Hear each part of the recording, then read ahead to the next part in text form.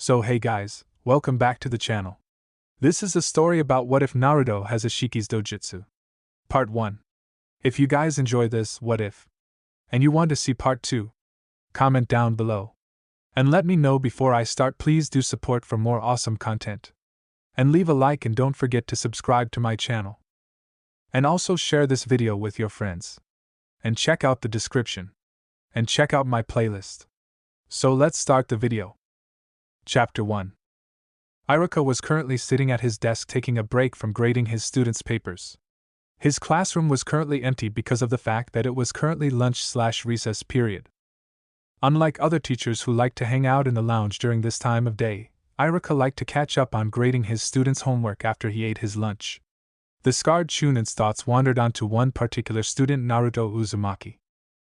Out of all of the students in his class, Iruka felt the most drawn to the resident prankster of the class.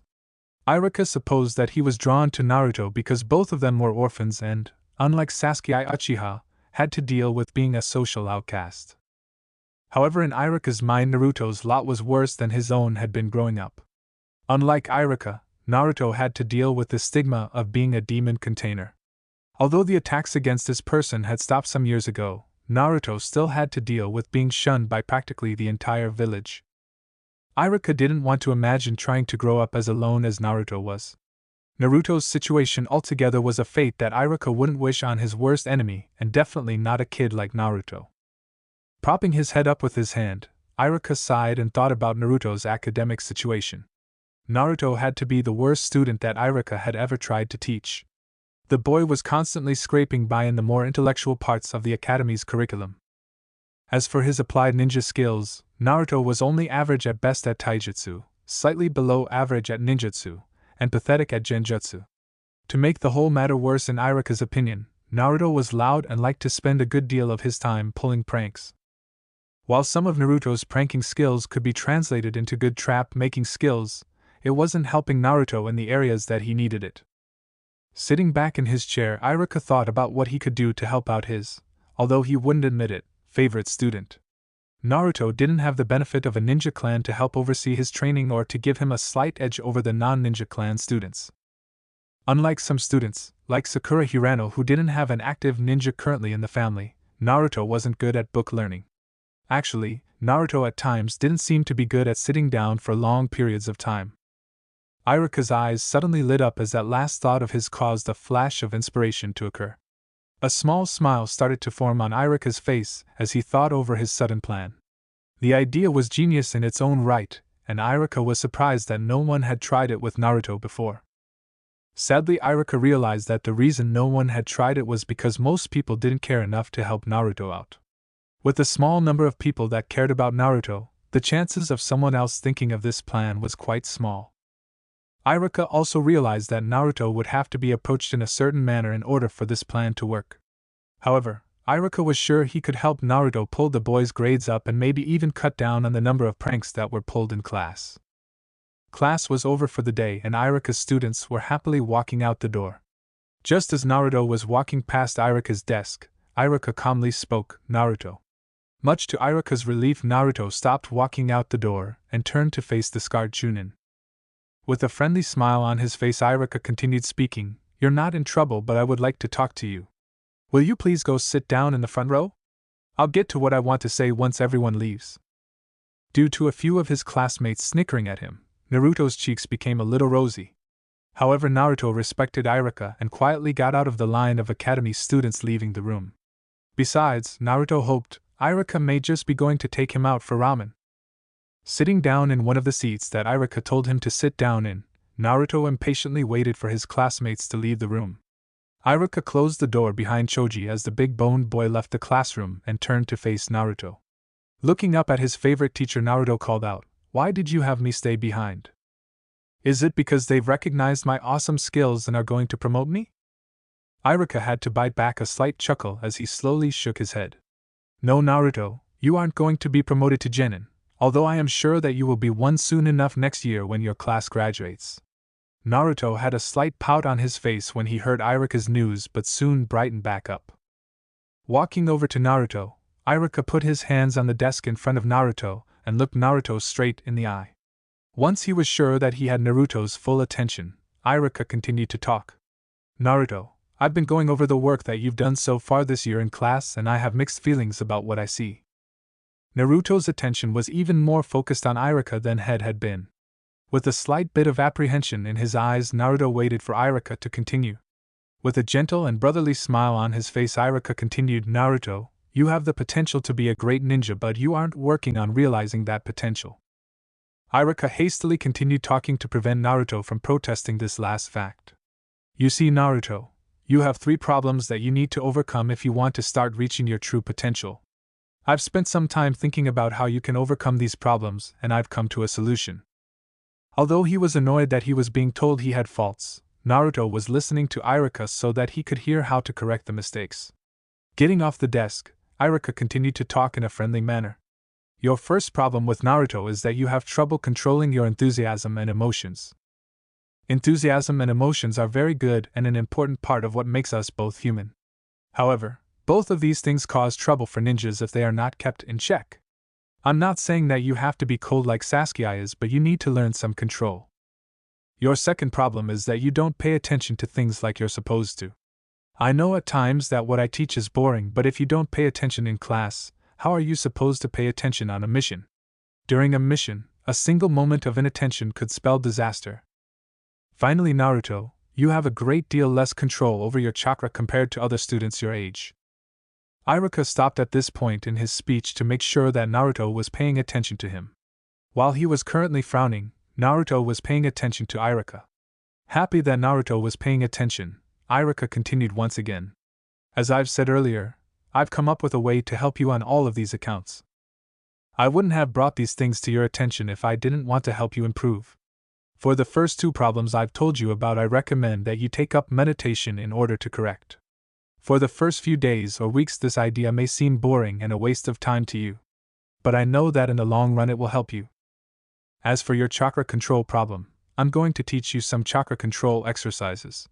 We normally don't teach these exercises at the academy because almost none of the students produce enough chakra to merit teaching these exercises. So Naruto, will you work with me to correct these problems you have? Naruto's mind was furiously working on what Iruka was telling him. A large part of Naruto was upset to hear that he had so many problems impeding his way to become Hokage. However, Naruto was grateful that Iruka cared enough about him to tell him about those problems. The fact that Iruka was willing to work with him to help him correct those problems made Naruto happy. With a smile on his face, Naruto cheerfully replied, Don't worry, Iruka. I'll do what you tell me to and become a great ninja. 8 months after Iruka took Naruto under his wing for personal tutoring, the 2 of them could be found over at Iruka's house. Both teacher and student were sitting on Iruka's family room floor back to back in the lotus meditative position. It had taken a few weeks, but Iruka was able to get Naruto to take up meditation and stick with it. At first, the Scarred had to resort to bribery in the form of teaching Naruto various E and even the occasional D rank. However, Naruto had eventually come to see the benefits that meditation had brought the young whiskered boy. No longer was Naruto the loud and brash young boy he was earlier in the year. While still very happy and joyful, Naruto now had an air of true confidence about him. He also no longer strove for everyone's recognition but only the approval of those people that truly mattered to him. Personally, Iruka was very proud of Naruto's accomplishments. The boy had through his own hard work managed to pull himself up from the dead last position to slightly above average in the class.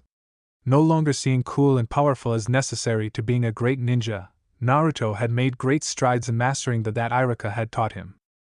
During several of the in-class sparring sessions that took place throughout the year, Naruto repeatedly made it into the top 5 of the class.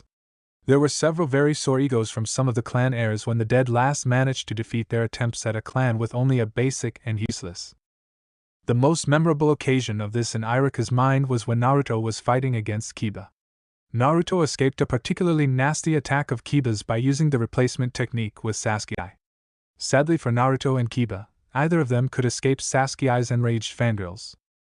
One thing, though, that had both fascinated and frustrated Iruka was the amount of chakra that Naruto had at his disposal. Even with hours of practice after school doing the water walking exercise, Naruto is barely able to create one clone. This wouldn't be too bad if it wasn't for the fact that part of the requirements to become a genin was to be able to produce 2 clones. Not wanting Naruto to be held back due to circumstances beyond his control, Iruka went and had a private meeting with Sarutobi. The worries had carefully explained the situation to the aging Hokage and had listed the various lengths that he had gone to in order to help Naruto control his chakra. Sarutobi told Iruka not to worry about Naruto's little problem and that he would help find a way around that little problem. During the 8 months of private tutoring, Iruka and Naruto grew even closer together. There might not have been any indication of it in the classroom, but Iruka and Naruto had started to view each other like brothers. A part of this could be seen in that Naruto continued to want to meditate with Iruka and just hang out with him. These private meditation times together were something that Iruka always looked forward to and was more than happy to continue to do with Naruto. As he meditated, Iruka focused on the chakra in the room. Whereas his chakra was orderly and calm, Naruto's chakra was reasonably massive and bubbly. The boy's chakra seemed to be best described as a surface of an agitated body of water. Iruka was very impressed that Naruto had been able to get his chakra controlled down to this point. When the two of them had first started the mediation sessions, Naruto's chakra could at best be described as a raging bonfire. It was powerful but wild and uncontrolled. At first, Iruka had been worried that he would see traces of the Kyuubi's chakra bleeding off into Naruto's chakra. A part of Iruka had suspected that the Kyuubi might have been responsible for Naruto's lack of control and massive chakra supply. Luckily, in Iruka's opinion, that was not the case, and it was just that Naruto was naturally very powerful. Slowly, and much to Iruka's pleasure, Naruto's chakra calmed down and started to seem like a reasonably still pond.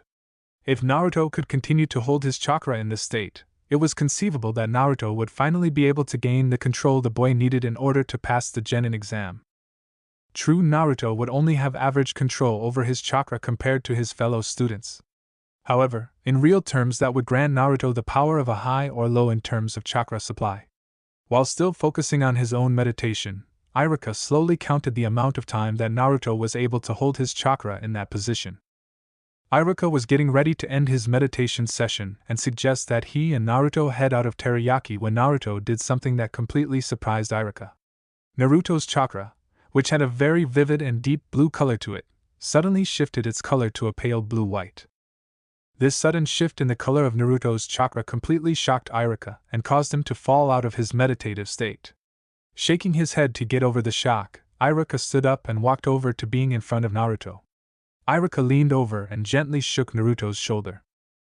Naruto slowly responded to Iruka's shaking by grunting and opening his eyes. To Iruka's immense shock, Naruto's eyes had changed.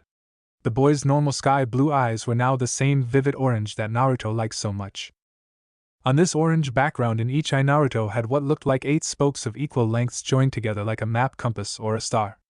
These stars in Naruto's eyes were both imperial purple in color. Iruka was completely shocked that Naruto had what seemed to be a bloodline. All Naruto's big brother could think was that Naruto needed to know what had happened to him, and that the Hokage needed to be informed about this development. Sarutobi was calmly sitting in his seat in his office smoking his pipe while looking at the confused Naruto and Iruka sitting across from him. The old Hokage took a deep breath, removed his pipe from his mouth, and exhaled a puff of smoke. Putting down his pipe, Sarutobi looked Naruto in the eyes, which still had their bloodline activated, and smiled. "Naruto," Sarutobi began to speak. "I knew that eventually I would have to have this conversation with you. I just wasn't expecting to have it with you at such a young age. As is plainly obvious, the Uzumaki clan does have a bloodline. The name of your bloodline is the Ransan, otherwise known as the Chaos Star Eye. Naruto, I know that you have repeatedly asked me to tell you about your family, and I am truly sorry for not telling you about your parents. You see, both of your parents were powerful ninjas and wonderful people. Sadly, they both had some powerful enemies, so your father, before he died, asked me to keep your heritage a secret until you've met certain conditions. According to your father's wishes, I can't tell you right now about his side of your family. However, I am permitted to tell you about your mother's family because it is from her that you get your bloodline." Both Iruka and Naruto grew more interested in what Sarutobi was saying when he mentioned that he was allowed to talk about Naruto's mother. Without bothering to stop talking, Sarutobi continued, "Your mother, Naruto, was Kushina Uzumaki. Kushina came to Konoha when she was 14 years old from the destroyed village hidden among the whirlpools seeking sanctuary. I granted her sanctuary, and she quickly rose in the ranks to become one of the better jonins in Konoha's employment. You and your mother are so alike, Naruto, in how you look at and handle the world. Both of your cheerful attitudes are very refreshing to those who have to deal with the harsh world that is a ninja's lot in life. Sadly, she died during the Kyuubi attack due to a combination of a complicated pregnancy and a severe lack of medical personnel and supplies because of the attack. Don't be upset, Naruto. I was told by the nurse who was with Kushina that she died happily and was proud that you were born. Sarutobi took a second to just smile at Naruto, and then the old ninja reached into his desk and pulled out a thick hardback book. After setting the book down in front of Naruto, Sarutobi continued to speak. Although your mother showed me her several times and told me its name, she didn't talk about it and what it did. She said that such things like a bloodline limit were merely tools and deserved no more notice than a kunai or a sword. While she didn't like the attention that bloodlines have in Konoha, she did understand the need for information on the bloodlines to be kept secure. Kushina gave me this book when she and her husband found out that she was pregnant with you. I was instructed to hand this book over to you if either of your parents lived and when you activated your bloodline or you found out about your heritage. Naruto looked down at the table and focused on the cover of the book. There were 3 words written on the cover in purple letters and descending order: Uzumaki, Clan, and Codex. In between Uzumaki and Clan was the spiral shape that Naruto had been told was his clan emblem. A drawing of the Ransan was between the words Clan and Codex. For a boy who had never known his parents, the book seemed to be worth more than anything else that Naruto had ever seen. That book represented a connection to something that Naruto had always wanted: a family. Naruto gently picked the book up and clutched it tight to his chest. A grandfatherly smile slowly spread across Sarutobi's face. The old Hokage considered Naruto to be as much of a grandson to him as Konohamaru was. Being able to give Naruto such a precious gift as that book represented was something Sarutobi had wanted to do for a while. Wanting to wrap this business up so that Naruto could go read the Uzumaki clan codex, Sarutobi said, "Naruto, after you read your clan book, would you please tell me what your bloodline allows you to do? It would help me when I have to place you and your classmates on genin teams if I know what your abilities are." Also, Sarutobi stopped for a second to pull out a small scroll and hand it to Naruto. "I know how hard you've been working to try and get the clone under control. From what Iruka has told me, it sounds like you just have too much chakra to be able to do well enough to pass the academy standards, so I found this more advanced version of the clone for you." Curious as to what technique Sarutobi was giving him, Naruto opened the scroll to see Shadow Clone Jutsu written as the heading. Naruto looked straight into Sarutobi's eyes as if asking his grandfather for an answer. As if to answer Naruto, Sarutobi started to explain himself. This requires a far greater amount of chakra compared to the regular clone technique to work. Kushina actually brought that technique to Konoha with her. She told me that the Uzumaki had invented the technique so that they could have a reliable clone technique to use. Please don't share that technique with your classmates. It is extremely dangerous for the average ninja below Chunin rank. Naruto nodded his head to show that he understood what Sarutobi was telling him. It was late at night and Naruto was currently reading the Uzumaki clan codex in his bed. The codex started off telling him the origin of the Uzumaki clan. According to the codex, there were once 3 brothers who had studied under the 6 Realms sage.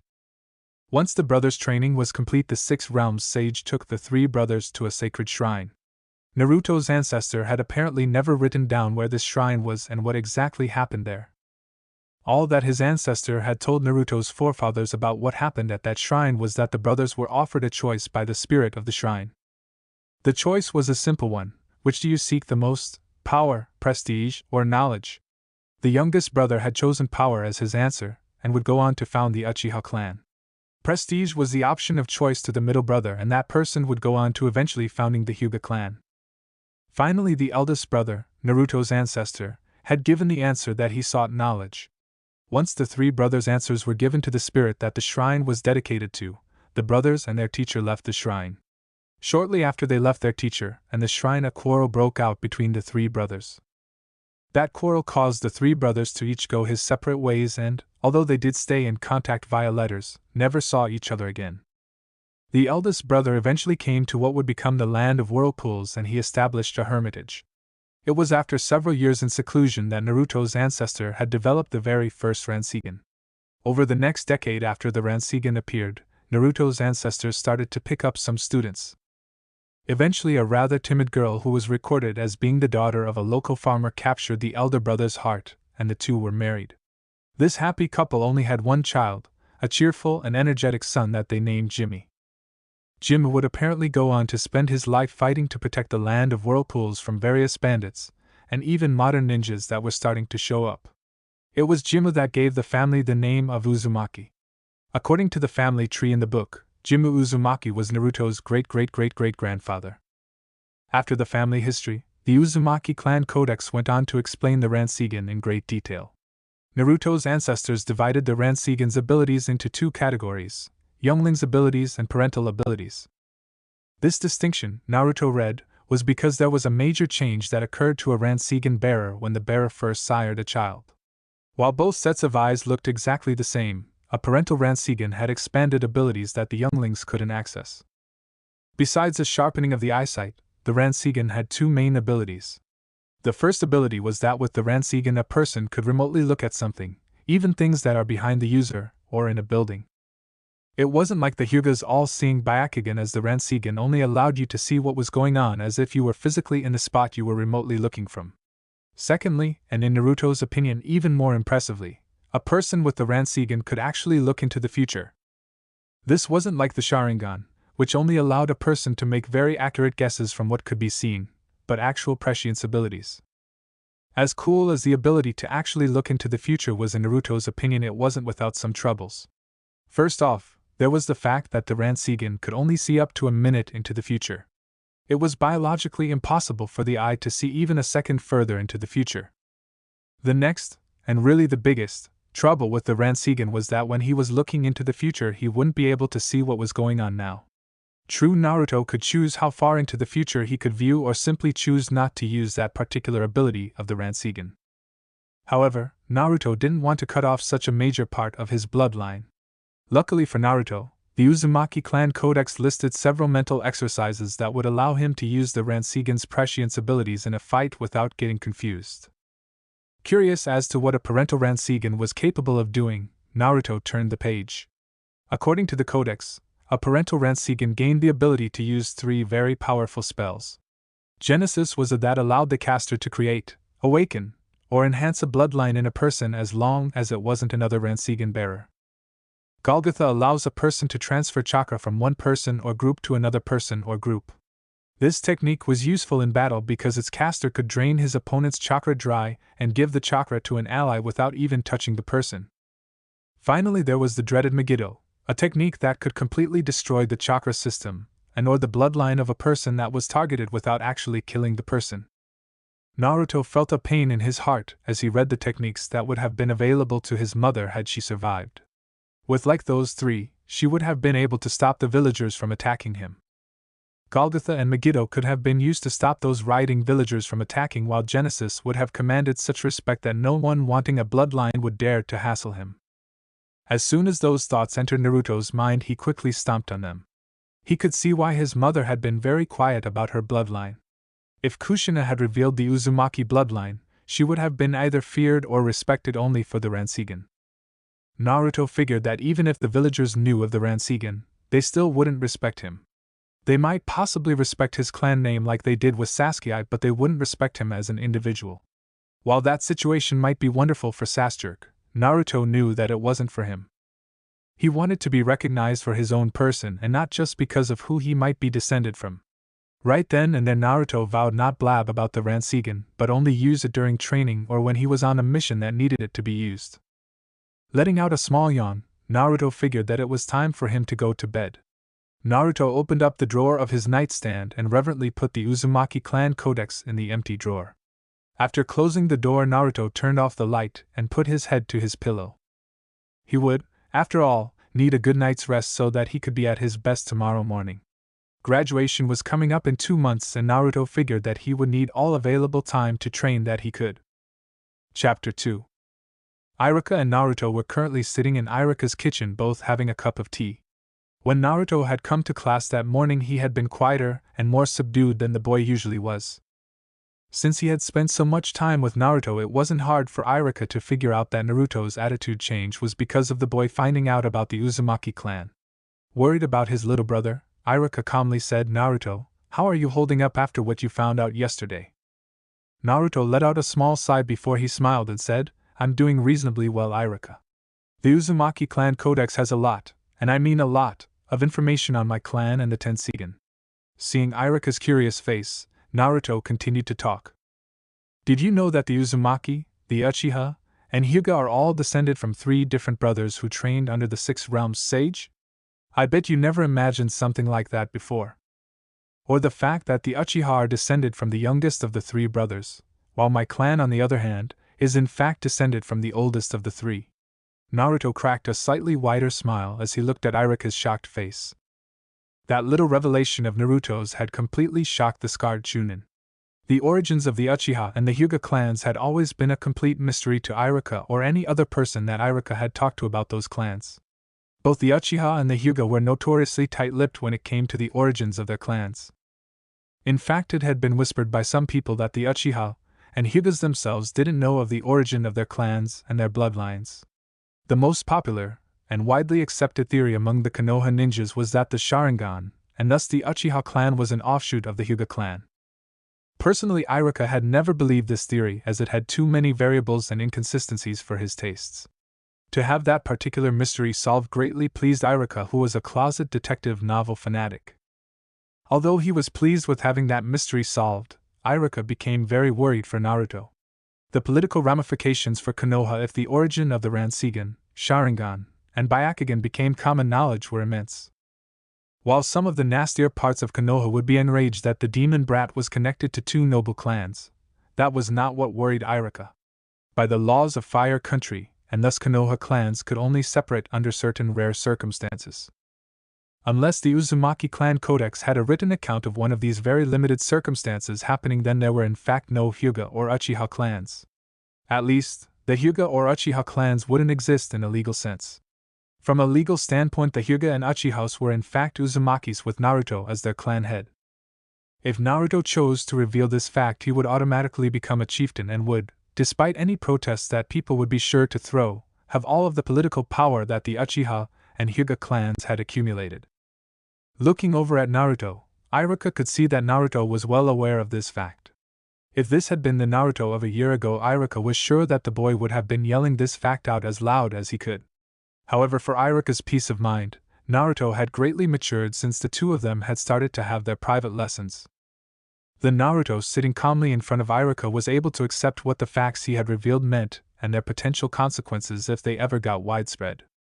Given Naruto's dislike for Sasuke and how a majority of the Hyuga clan acted, Iruka was sure that Kakashi would sooner step into a gay bar with Guy than Naruto would admit in his connection to those 2 clans in public. A small part of Iruka was however disappointed that Naruto wouldn't likely admit of his real position. Iruka would have done a year's worth of D-ranked missions without pay just to see the looks on Hayashi's face when the old staff was told that he wasn't in fact a clan leader but had to obey Naruto. Brushing that amusing thought away from his mind, Iruka locked eyes with Naruto and said, "So Naruto, what does the Ranseigan do? Given the powers that the Byakugan and the Sharingan hold, I'm sure that the Ranseigan is nothing to laugh at. If there is anything that I can do to help you train in your bloodline's abilities, I would be glad to help." Figuring that if anyone besides Grandpa Sarutobi knew what the Ranseigan could, it would be Iruka, Naruto started to explain it. At first Iruka was a bit confused at the remote viewing capacity of the Ranseigan. Naruto then explained that it was supposed to be somewhat similar to a ventriloquist throwing their voice, except in this case Naruto was throwing his eyesight. Privately, after the remote viewing abilities were explained to him, Iruka thought that the Ranseigan was better for spying purposes than either of its brothers. While the remote viewing ability is amazing to Iruka, he had been completely shocked when Naruto revealed the Ranseigan's ability to actually see into the future. For a second Iruka thought that Naruto was pulling his leg. After all, how could someone see the future when their own actions would have an effect on what they were seeing? Naruto explained that from what he had read, the Ranseigan actually saw all of the possible futures, and that it was this constant exponential growth of possible futures that had created the biological limit of 60 seconds on how far into the future could be seen. The Uzumaki clan codex had gone on, or so Naruto told Iruka, to state that there were unique changes in the part of the Uzumaki brain where the senses were processed. These unique adaptations were what allowed the Uzumaki to locate the true path of the future and would automatically adjust the path of the future that was seen as conditions changed. Once the explanations were over, the 2 almost brothers sat in silence for a few minutes. The silence ended when Naruto looked up from his tea and said in a somber tone, "Iruka, when I die, destroy my eyes." Seeing the shocked and horrified look on Iruka's face, Naruto continued, "Listen to me, bro, the Ranseigan can't be used by a non-Uzumaki. This isn't a matter of pride, it's a biological fact. In the history of the Uzumaki clan there were 3 attempts to transplant the Ranseigan from a fallen clan member to a non-clan member who was deemed worthy of our bloodline. Each and every attempt ended with the poor recipient going mad and quickly dying afterwards of severe brain hemorrhaging. After the 3rd attempt it was declared that no more attempts were to ever be made. Only a fellow blood Uzumaki can receive a transplanted Tenseigan without suffering ill effects. Please Iruka, you and I know what would happen if I die without heirs." Iruka thought long and hard over Naruto's grim request. As much as Iruka didn't want to admit it, he knew exactly what Konoha's council would do if Naruto died. They would promptly order Naruto's eyes to be removed from his cooling corpse and immediately given to deserving ninjas. The greedy members on the council had tried to do the same thing immediately after the Uchiha massacre. Most of the ninja, including Kakashi to the surprise of some non-shinobi, of Konoha had been completely disgusted with the proposal. They all, although they would never admit it to the civilians, had offered thanks to the kami that Itachi had coated his blades with a special chemical that speed up the decay rate in his fellow Uchiha's eyes so that the eyes were useless. It was one thing to study a corpse to learn what medications were used on it or even what techniques the person favored, but it was an entirely different thing to use a corpse as spare parts. Finally Iruka came to a decision. He would honor and fulfill his little brother's wish if it ever came to that. It would, after all, be the best Iruka could do to help make Naruto's passing into the next world as comforting as such a thing ever possibly happened to the boy. Naruto was the kind of person who never wanted to hurt someone if he didn't have to, and the thought that he could potentially hurt 2 innocent people after death must not have sat well with the boy. Taking Naruto's hand into his, Iruka firmly said, "Have no fear, Naruto. If that even ever comes up, I will destroy your eyes." As Iruka expected, Naruto cheered up immensely once he had made the promise to the boy. Wanting to completely erase the somber air that was hanging around in the room, Iruka said, "Let's go out and train, Naruto. You need to learn how to use the Tenseigan after all." Tenten was currently taking an early morning walk through the wooded outskirts of Konoha. Her team had completed yet another C-ranked mission a few days ago, and had been given some downtime by Sarutobi. Normally during her downtime Tenten would get to spend hours playing her favorite game of try and skewer the green guy clone. Sadly Lee was stuck at home sick with the flu. Usually when she didn't have Lee around to help train with, Tenten could count on Niji being around to train with. However, Tenten's luck failed her again today because Niji had to stay home to take care of some private clan matters. Since she didn't have any training partners, Tenten had decided to just relax and take a walk for an hour or so. As Tenten was enjoying the comforting sounds of the forest, she faintly heard the sound of a fight going on. Curious as to what was going on, Tenten followed the sounds of the fight. Her ears led Tenten straight to the edge of a small meadow, and Tenten was surprised at what she saw happening in that field. Right there in the field was Iruka, her old teacher, and a blonde boy that she couldn't quite place sparingly. While the spar was happening in front of her, Tenten was reminded of what Guy had once said regarding Iruka. Her annoyingly lovable Jonin sensei had told Teen Guy once that Iruka was a generalist specialist. It had taken some work, but Tenten had been able to get Guy to explain that oxymoron.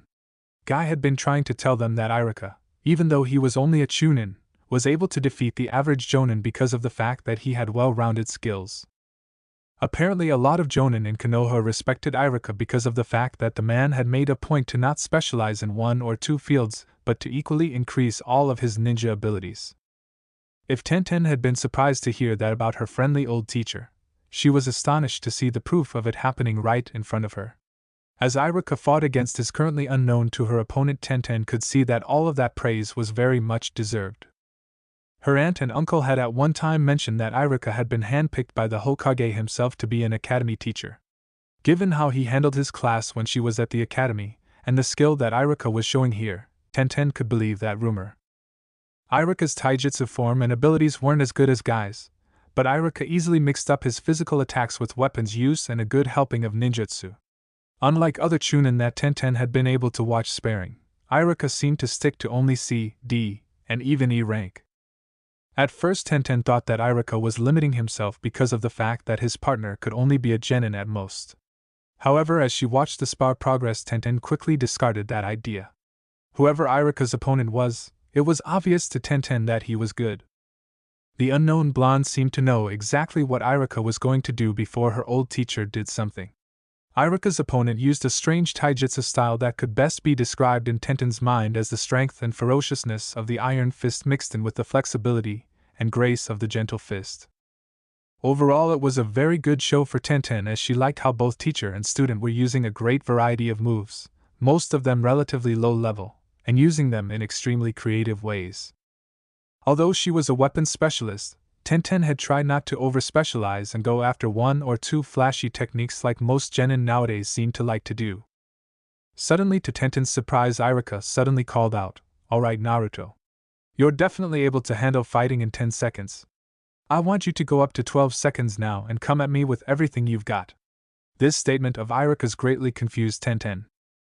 What on earth did Iruka mean that his opponent, Naruto, she silently corrected herself now having a name for the boy, was able to handle fighting in 10 seconds?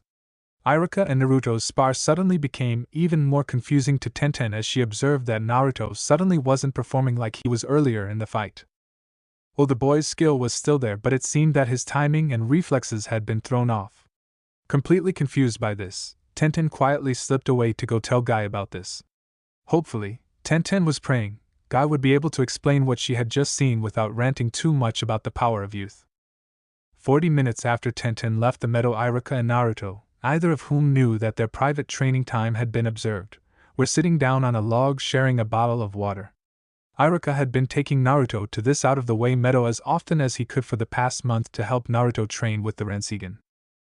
Sarutobi himself had actually recommended this area as it was well out of the usual paths of people who went into the forest. Neither Iruka nor Naruto complained about the location as it was perfect for Iruka to help Naruto. Specifically, Iruka was helping Naruto learn how to use what the two had privately dubbed the seer sight aspect of the Ranseigan. Naruto was more than able to train himself in his apartment on how to look into the future or to use the remote viewing abilities of the Ranseigan. However, just seeing the future was not enough to ensure Naruto's control of the Tenseigan, especially in a combat situation where due to the increased number of variables it was harder to see further into the future.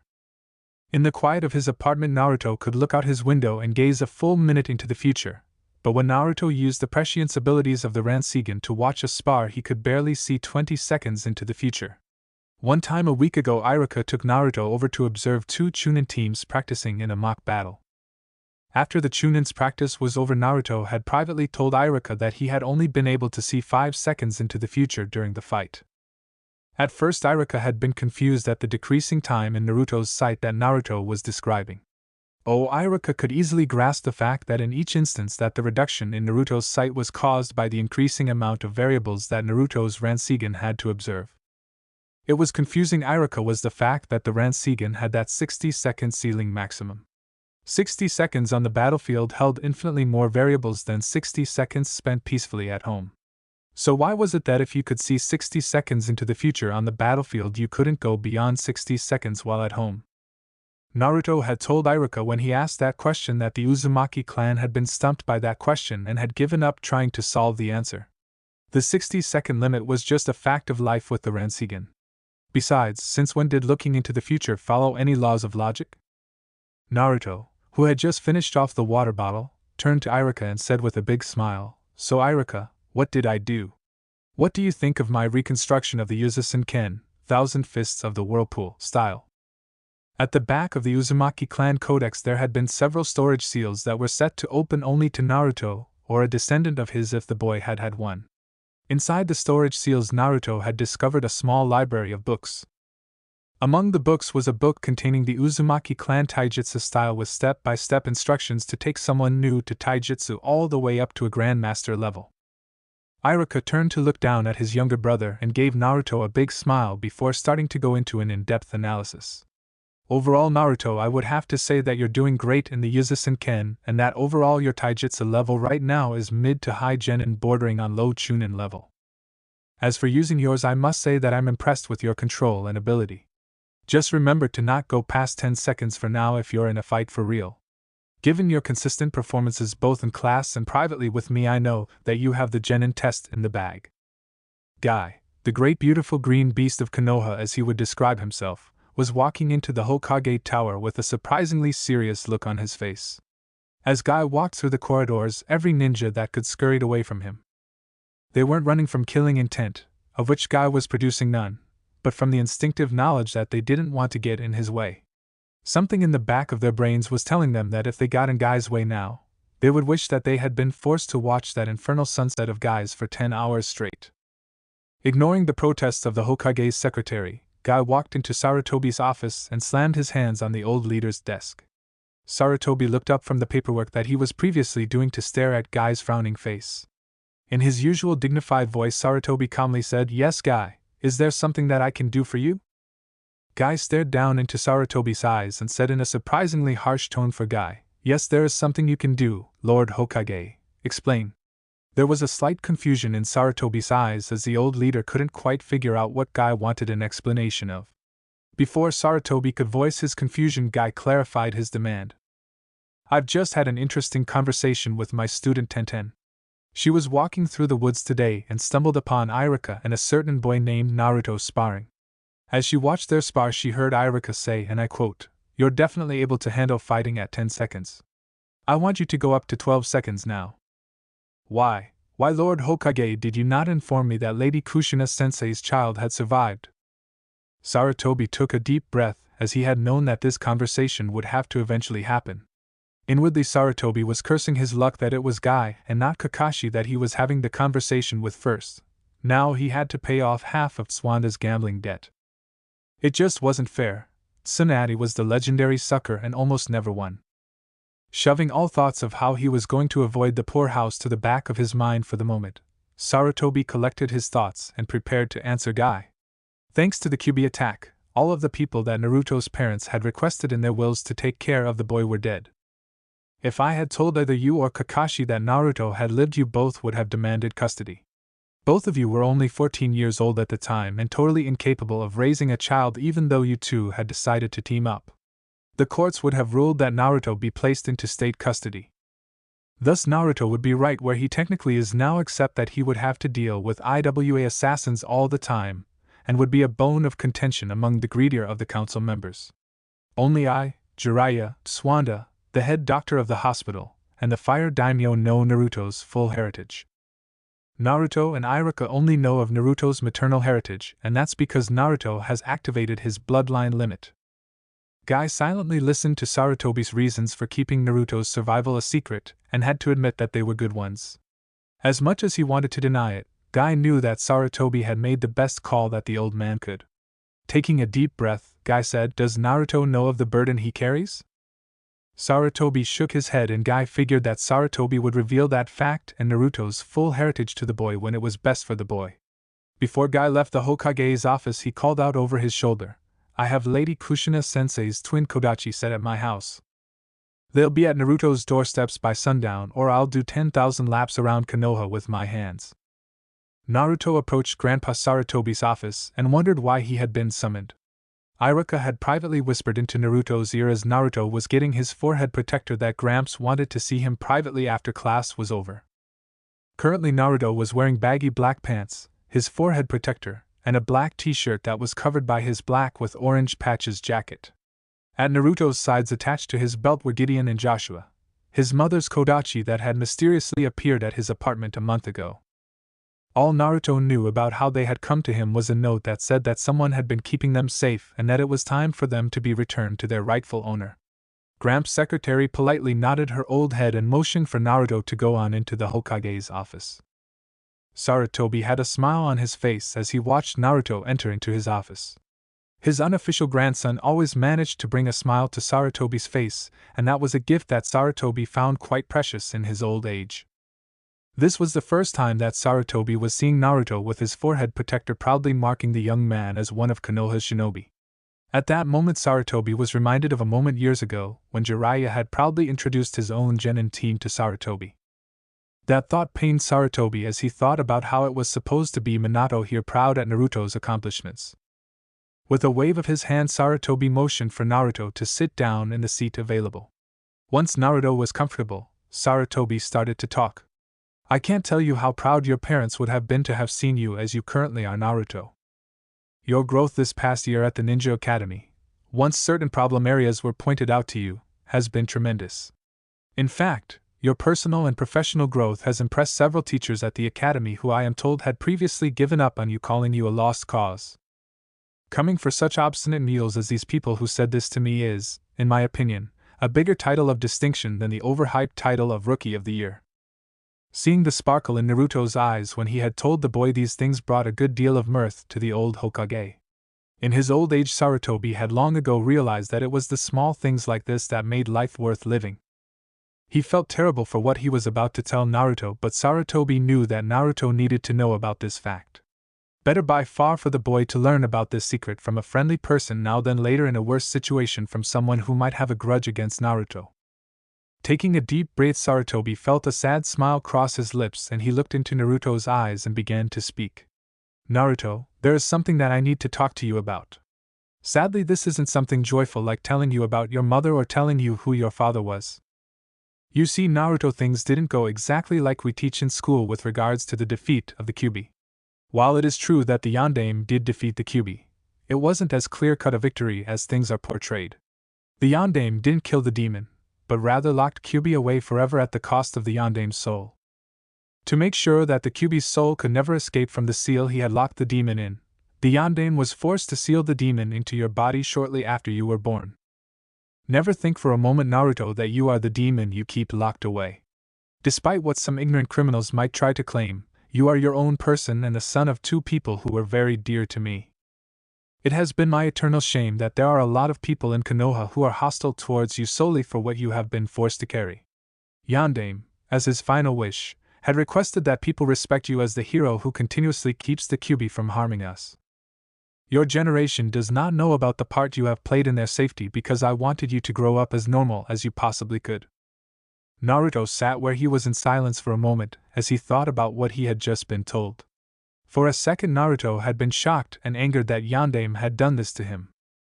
However, Naruto's mental training allowed him to see that the Yondaime had done what was necessary to save the village and that for some reason the Yondaime had picked him to carry the Kyuubi.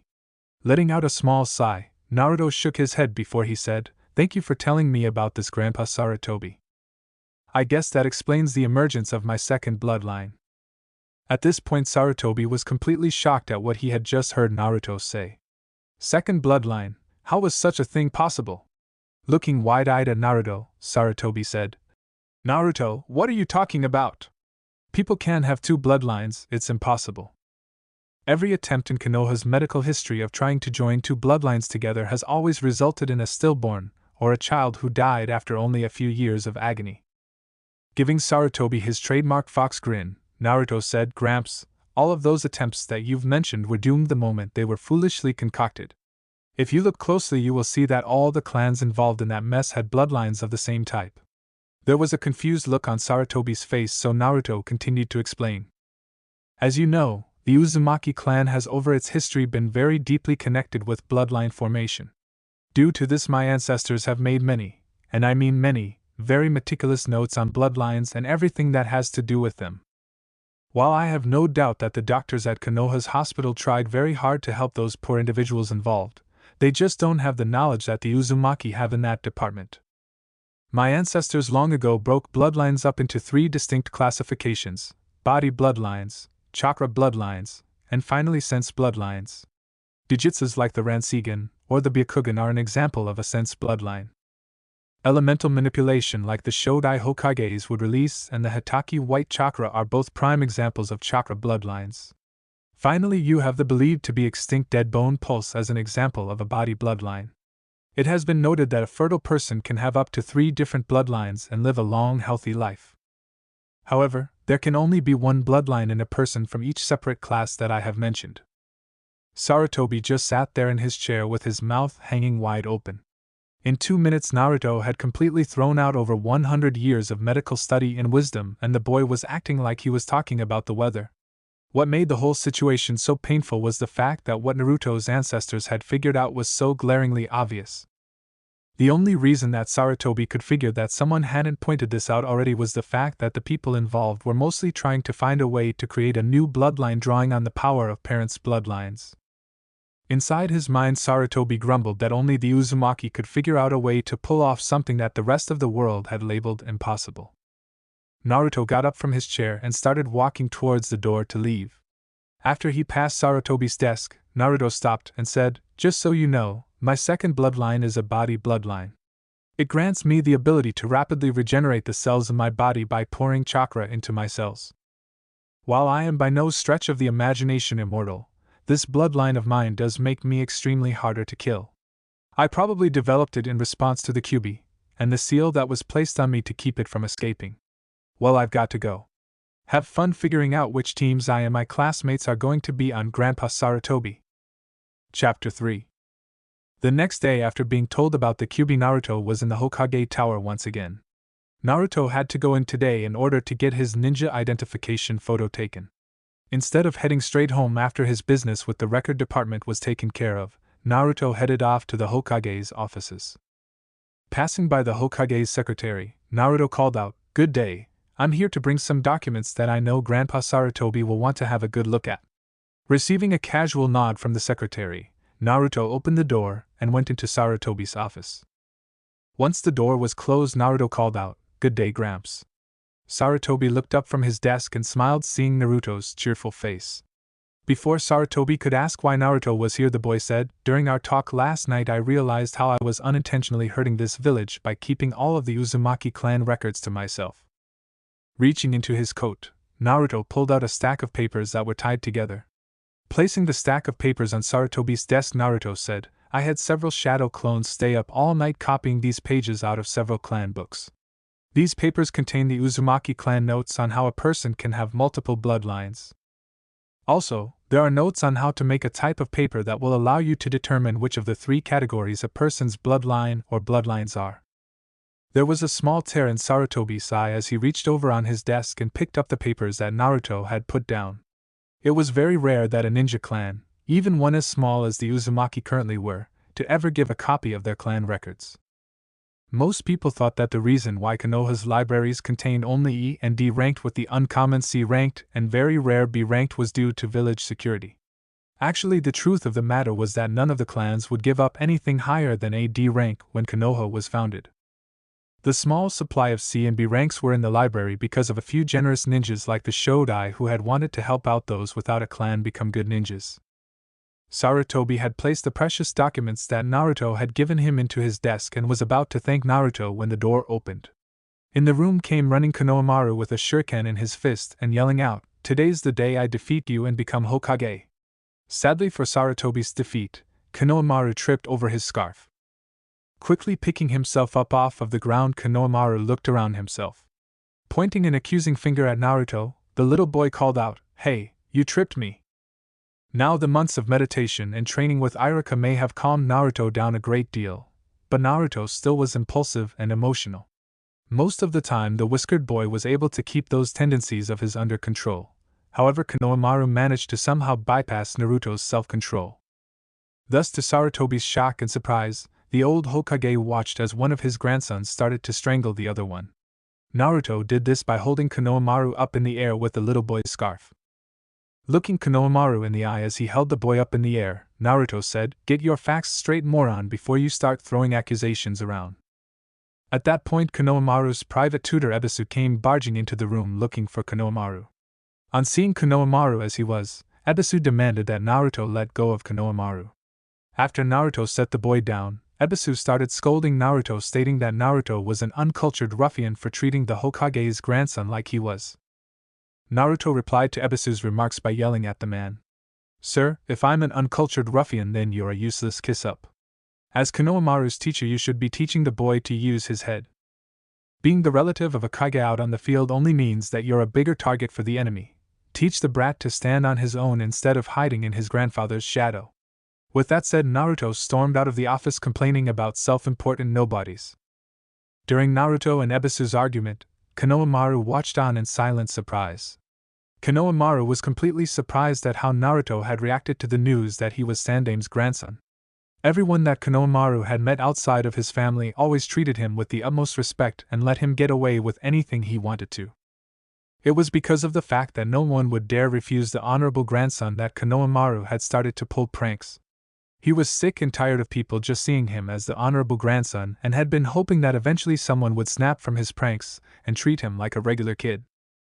To Konohamaru's surprise and joy, he had finally found someone in that blonde-haired whiskered boy who was treating him as his own person. Okay, so being choked by his scarf while being called a moron in front of his grandfather had been painful and humiliating. As far as Konohamaru was concerned, it was a small price to pay for being acknowledged by his own name instead of honorable grandson. Seeing that Ebisu was going on and on about only he could help Konohamaru succeed his grandfather, Konohamaru quickly ducked out the door to go look for Naruto. 3 hours and 4 escapes from Ebisu after first meeting Naruto in his grandfather's office, Konohamaru was finally able to locate where Naruto had gone.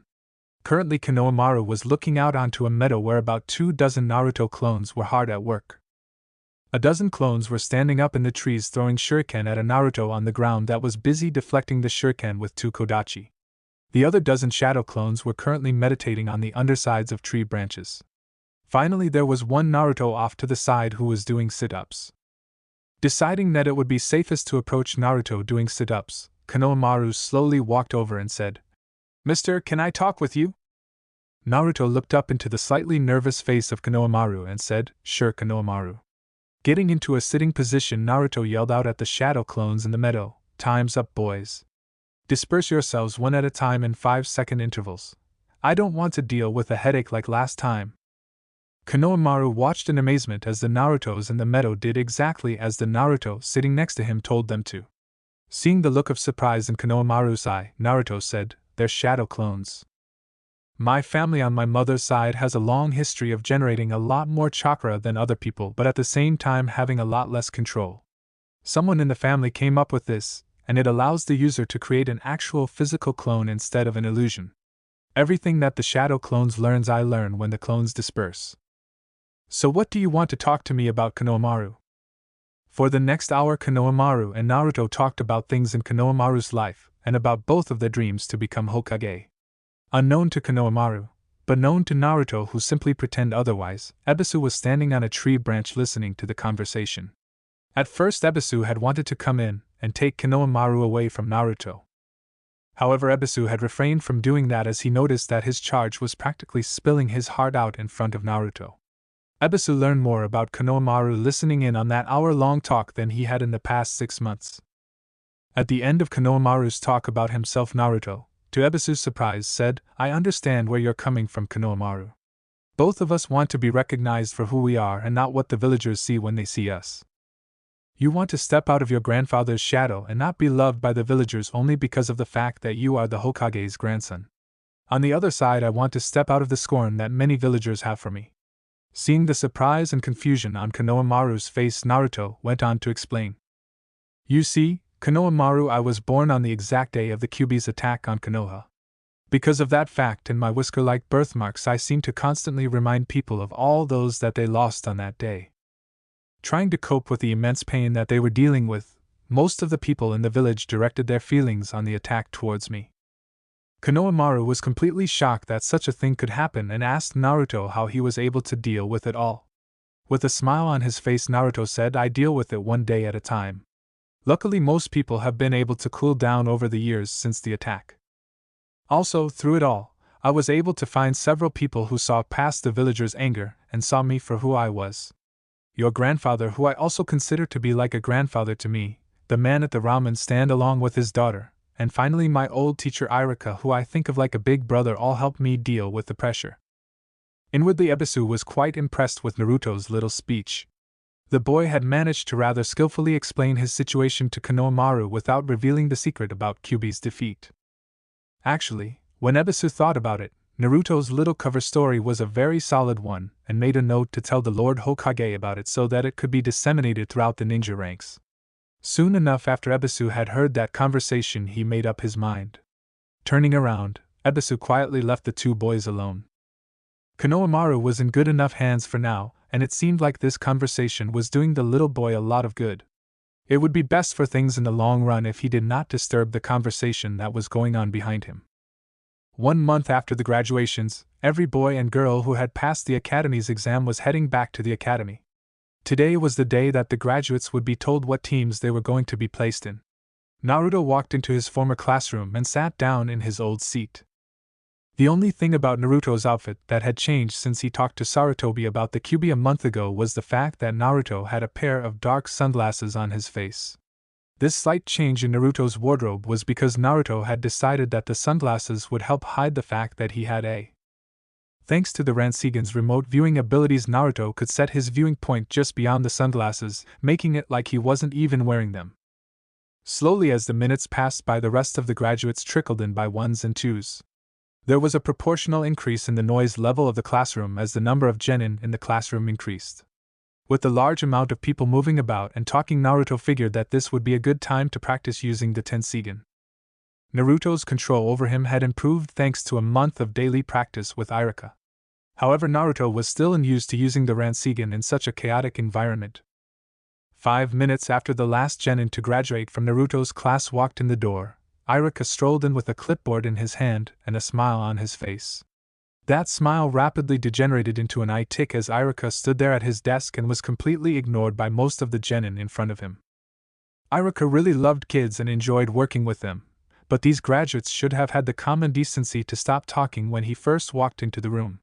Seeing no noticeable diminishment in the noise level of the classroom, Iruka used his very own gargantuan head jutsu to get the graduates' attention. Everyone paying close attention to him thanks to the gargantuan head jutsu, Iruka smiled and started to talk. Now that I have everyone's attention, I would like to say a few words. You all may have graduated from this academy and have become ninja, but you have not reached your true destination. As you all know, genin is the lowest level of qualified ninjas in the world. There is a long way for you all to go until you are able to become chunins, and hopefully jonins.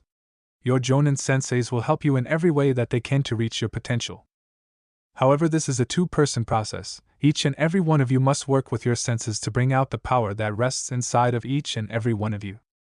Look around you at your fellow graduates. School rivalries, petty grudges, young crushes, and class titles that have been with you throughout your school days, none of those things mean anything in the real world. Despite what you may or may not think, you're all beginners and all equal. These young men and women you see next to you are your fellow shinobi.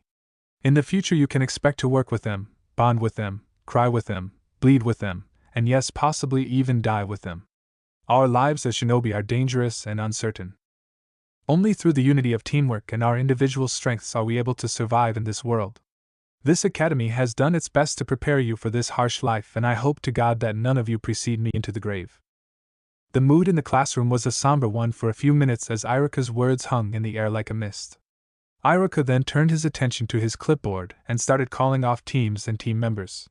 For the most part, Naruto was only listening with half an ear as the names were called, waiting for when his team would be called by Iruka. Things got interesting when Iruka called out Team 7, which was made up of Sasuke Uchiha, Sakura Haruno, and someone called Sai. No one in the classroom knew who Sai was, and so someone asked Iruka who said was. With a friendly voice, Iruka answered, "One of the councilmen has been privately tutoring several potential ninjas in an attempt, or so I've been told, to prove the inadequacies of the Ninja Academy. While Sai has passed all of the requirements to be a genin, the lack of data on him has caused the Hokage to pair the boy up with Sakura and Sasuke." Everyone in the classroom nodded their heads, assuming that the Hokage had made this arrangement because of the fact that Sasuke was Rookie of the Year and Sakura had earned the title of Top Kunoichi. Personally, Naruto didn't care about why Sarutobi had made that call. What was on Naruto's mind was the fact that there were 27 genins in the classroom, which would mean that someone wouldn't be named to a team here. Naruto was curious as to what would happen to the one genin whose name wouldn't be called. As Iruka finished calling out the members of Team 10, Naruto silently cursed his luck. It seemed that the fates had decided to allow Naruto to find out the answer to his question by being the odd man out. Naruto, quite annoyed that no one else in the classroom seemed to have noticed the fact that his name wasn't called, said in a friendly voice, "Sensei Iruka, what am I to do since my name wasn't called?" Immediately the whole classroom was filled up with surprised chatter from many shocked genin. Iruka, Naruto, and Shino, all sweat dropped as they watched the gaggling genin. In the back of the three's minds were running one single thought: how could you not have noticed this fact? Managing somehow to resist the impulse to bash his head on the desk, Iruka politely coughed into his fist. Once the genin had managed to quiet themselves down, Iruka proceeded to answer Naruto's question. According to the principal, who I talked to before I came in here, you're supposed to head up to the roof about an hour before the Jonin senseis arrive. There are 2 other genin, one from each of the other 2 graduating classes this year, who also weren't placed on a team in their home class that will meet you there. The 3 of you are going to form a genin team. At the appointed time, Naruto headed up to the roof as he was directed. Opening the door in front of him, Naruto walked out onto the rooftop just as his 2 new teammates walked out onto the rooftop as well from 2 different exits. To Naruto's left was a girl with long obsidian black hair who was wearing a plain forest green 2-piece Chinese dress outfit. On Naruto's right was a boy with brown hair and a tapered cut. The boy was wearing brown cargo pants, a white sleeveless button shirt, and had a sword strapped onto his back. Taking one last quick look at his 2 new teammates, Naruto said, "My name is Naruto Uzumaki. Would you 2 please tell me your names?" The girl Naruto left said with a pleasant voice, "Rei Higurashi, Genin, and one of your new teammates." With a friendly bug gruff voice, the second male on the unnamed team said, "Iori Kusanagi. Hopefully we'll all be able to work together." The 3 young ninjas stood where they were for a minute and then slowly started to walk towards each other. Once they were within arm's reach of each other, they all stopped walking. Naruto lowered himself to the ground and sat down Indian style. Rei and Iori, seeing nothing wrong with what Naruto was doing, quickly, and in Rei's case elegantly, sat down. Opening his mouth, Naruto said in his usual friendly voice, "I think that we should talk about ourselves a bit." Noting the look of surprise in Rei's emerald eyes and Iori's black eyes, Naruto quickly said, "What I meant is that we should get to know each other. Each of us is from a different class, so we know nothing about each other. It would help us in our teamwork if we weren't total strangers." Rei's face had a thoughtful look on it for a moment before she gave Naruto a small smile to show her approval. Iori gave a gruff nod to show his support for Naruto's idea. Thinking about what to tell his new teammates, Naruto closed his eyes for a moment and then opened them. "Alright," Naruto said, "I'll go first since it was my idea. I like reading my clan scrolls that Grandpa Sarutobi saved for me, and I dislike close-minded people. My hobbies include practicing my various shinobi skills and hanging out with my old teacher Iruka, who I think of like a brother. For the future, my goals are to become a Sannin by some point during Grandpa Sarutobi's successor's reign. After that, I hope to be in a position to reach my ultimate goal of becoming Hokage when Godain decides to retire." Rei decided to speak next after Naruto was done talking. "Allow me to go next.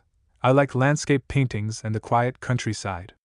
On the other hand, I dislike most of the kunoichi that have been graduating these past few years because of their frivolous and naive mindset.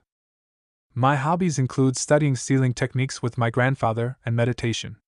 I don't have any lofty goals like Naruto, but currently I am hoping to become one, and I want to help my older brother Katsuhito run my clan when my grandfather dies." Iroh then said in a friendly, but slightly aggressive voice that reminded Naruto of Kiba, "So this is the part where I tell you 2 about me? Alright then. I like hearing about tales of valor and bravery, while I hate cowards and people who give up. For hobbies, I would have to say that I like playing shogi and practicing my dream is to win back my family sword that Orochimaru stole from my uncle, who had decided to remain in grass country when my clan moved to Konoha." For the next hour, the 3 members of the unnamed team slowly got to know each other and talked about their individual abilities. One thing that had quickly come up was the fact that they were more alike than they had at first thought.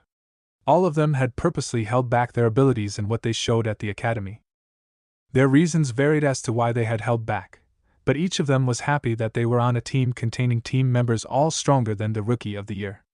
Each of them, it turned out, also was reasonably proficient in a weapon of choice in addition to the standard weapons that the academy trained hopeful ninjas to use.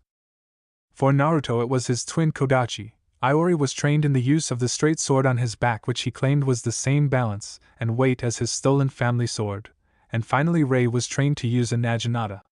When Iori asked Rei where she hid such a large pole arm, she simply pointed to a bracelet on her wrist. Since Rei had mentioned that she had studied sealing techniques, Naruto and Iori deduced that Rei's bracelet must have a storage seal on it for her naginata. Since it was a time to talk of many things, Naruto figured that his teammates should also know about the Tensigen. Taking off his sunglasses, Naruto opened his eyes and revealed the 8-pointed purple stars on orange backgrounds that were the telltale sign of the Ransan being active. After giving an account of the capabilities and limitations of the Tenseigan, leaving out the 3 abilities of the parental Ransan because there was no need to give out that information, Naruto sat back and watched his teammates' reactions. Ray gave a polite thank you to Naruto for revealing that fact about him, and Iori made the comment that most guys would give their right arm to have half of the abilities that the Ransan gave Naruto. Once she was done shooting a scolding glare at Iori for inappropriate comments, Ray said, "Since you've told us about that, I guess I shouldn't hold back. You see, the Higurashi family also has a bloodline. The 2 of you probably haven't heard about the Higurashi bloodline because most of the Higurashi clan have traditionally gone to become shrine keepers instead of ninjas. My bloodline allows me to use a unique chakra release known among my family as Reitan. Spirit release allows me to use that directly to attack a person's chakra reserves and chakra system. The damage done by these attacks can have the healing process sped up by the use of medical chakra. Also, with training, my bloodline allows me to greatly strengthen or weaken any seal that I can touch." While Iori made a comment about never making Ray angry at him, Naruto was making a private note to talk to Ray in private later. It wouldn't be a good thing for her to accidentally weaken the Yandame's seal. After he was done with his remark about Ray, Iori said, "It seems that the 3 of us surprisingly have yet another thing in common.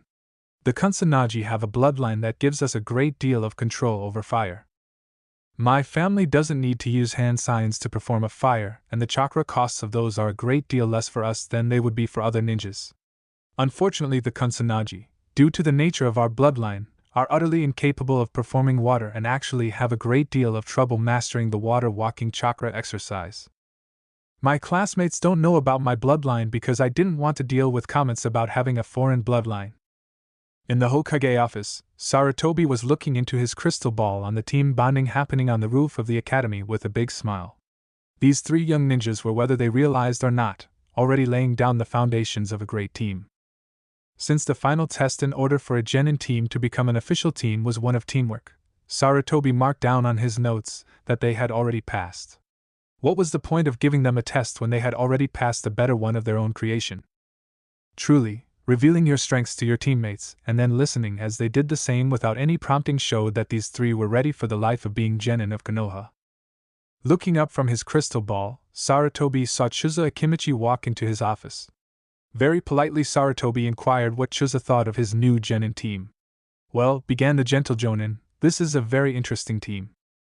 Usually genins with bloodlines are spread out among various genin teams so that more teams can benefit from the strengths of the various bloodlines. May I inquire from Lord Hokage why such a team has been constructed?" With a friendly smile on his old face, Sarutobi said, "Yes, this team is highly unusual, but I have good reasons for placing them all together. My first reason is that each of them is a good deal more mature than their classmates in how they look at things. Also, each of them is sadly an outcast in their respective classes. Ray, because of her good looks and realistic outlook on the ninja lifestyle, was practically ostracized among the girls of her class, while the boys of the class were after her for her looks only. Iori was teased by his fellow students because of the fact that his parents moved here only a year before he was born and the fact that his family has had their clan swords stolen from them just before he was born. As for Naruto, the causes for his sad state of isolation are known to both of us. Despite these obstacles thrown against them, each of these youths has managed to reach where they are now without becoming jaded or hostile towards their fellow classmates. Part of the reason I think that these 3 were able to handle these pressures were the fact that they each had people that they could turn to for help. Another thing that these 3 have done to help themselves cope with the pressure they were under was to fake their actual abilities. Pretending to only be average while being among the top 5 of their class and getting away with it must have amused the 3 of them to no end. And they were good at getting away with this. Only their own teachers and the principal of the academy knew or figured out the charade these 3 were playing. Sadly, all of these facts make it that there would be a great deal of friction if they were placed with a team made up only of their own classmates. I am sure that these 3, who are used to hiding their abilities from their classmates, would have trouble opening up about their real abilities to the people they have been hiding from. On the other hand, their classmates would most likely become bitter towards them once these 3 decided to stop hiding behind their masks. Such a situation, as I know you can see, would only cause a complete breakdown of team unity. Only away from their fellow classmates will these 3 have a chance to drop their masks and flourish like they are meant to. While I was waiting for you to come over here, Chuza, I was observing your new team. There is no need to test them on teamwork, as they have already proven to me that they already have the basic foundation of teamwork required to pass. If you are curious, they've proven themselves to me by opening up about themselves to each other. They are by no means the right friends that you and the rest of the Ino-Shikicho trio were at the start of your genin days. But then again, that is to be expected, as they have just met while you and your genin teammates had known each other for years at that point. Chuza nodded his head, fully understanding Sarutobi's motives for this move, and was personally very touched that the Hokage would entrust a team with such potential to him. When he had signed up to be a Jonin sensei, Chuza had been expecting to receive only an average team. It wasn't that he was a weak Jonin, on the contrary, he was one of top-level Jonins. Rather, Chuza's mediocre expectations were because of the fact that his deeds were tied up mostly with the Ino-Shikicho trio. While the trio's deeds were quite well known, it wasn't the awe-inspiring performance of the Sannin. Also wasn't the individual fame that the Sannin had managed to accumulate even as that team had worked together. With a happy grin on his face, Chuza said, "Don't worry, Lord Hokage, I will make sure that these three become the best that they can be." Chapter 4. Rei Higurashi was currently walking home from the Ninja Academy with her thoughts constantly going back to her first team meeting. One thing that Rei was very pleased about was the fact that her teammates didn't seem to be the hormonal idiots that she had had to deal with for the past 2 years. When Rei had first reported to her old classroom for her team placement, Rei had resigned herself to having to put up with the antics of 2 of her admirers. Hearing that she would be placed on a team composed of genin from other classes had filled her with a good deal of hope. Since the various classes in the academy tended to be isolated from each other, there was almost no chance of her 2 teammates being in her fan club. So it had been with hope that Rei had gone up the stairs to meet her new teammates.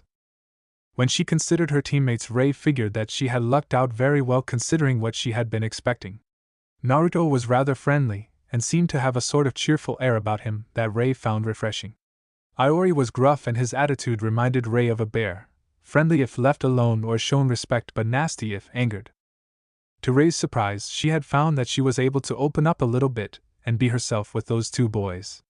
Actually, when Rei thought about how Naruto and Iori acted compared to her classmates, it would be easier to describe the 2 as young men instead of boys. Whatever the case, Rei had found out in that hour talk that the 3 of them had that Naruto and Iori were 2 people that she could trust to have at her back, and that was enough for now in that department.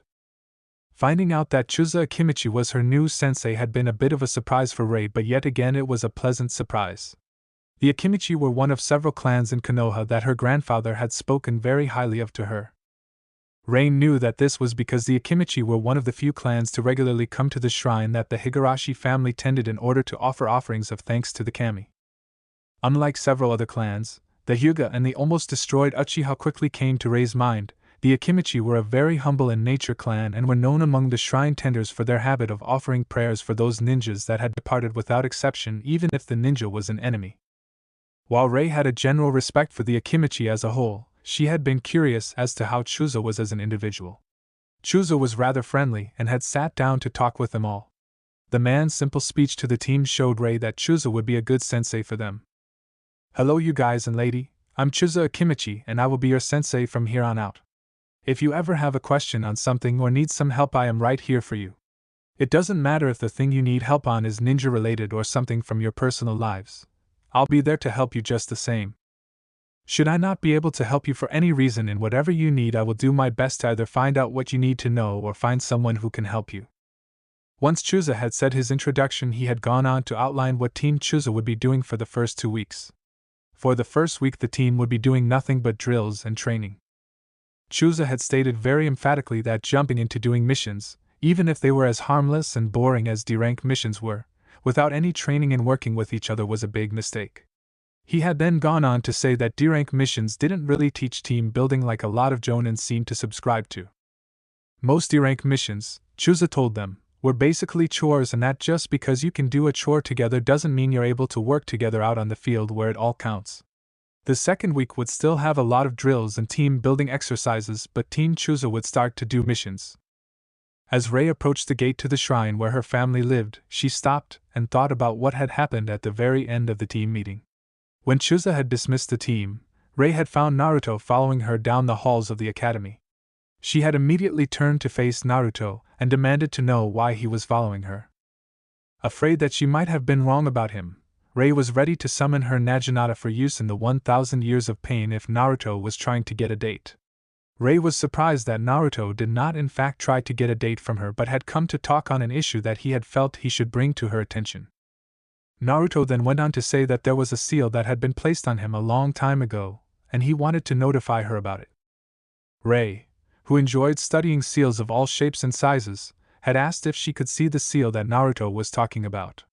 Surprisingly, Naruto had refused to show her the seal or mention what the seal was for. When Rei had asked Naruto why he had informed her about the seal and yet at the same time was so closed-mouthed about it, Naruto had replied, "I told you about the seal to make sure that you don't ever weaken it." Naruto's voice when he had told her this was extremely serious, and his eyes were like cold sentries warning her off. Seeing that, whatever the seal was for, the seal's integrity was of great concern for Naruto. Rei quickly vowed that she would never do anything to knowingly weaken the seal. The relief and gratitude that Naruto showed her after she had made that promise worried Rei. What kind of seal and what could it be doing that made Naruto so worried about it ever weakening?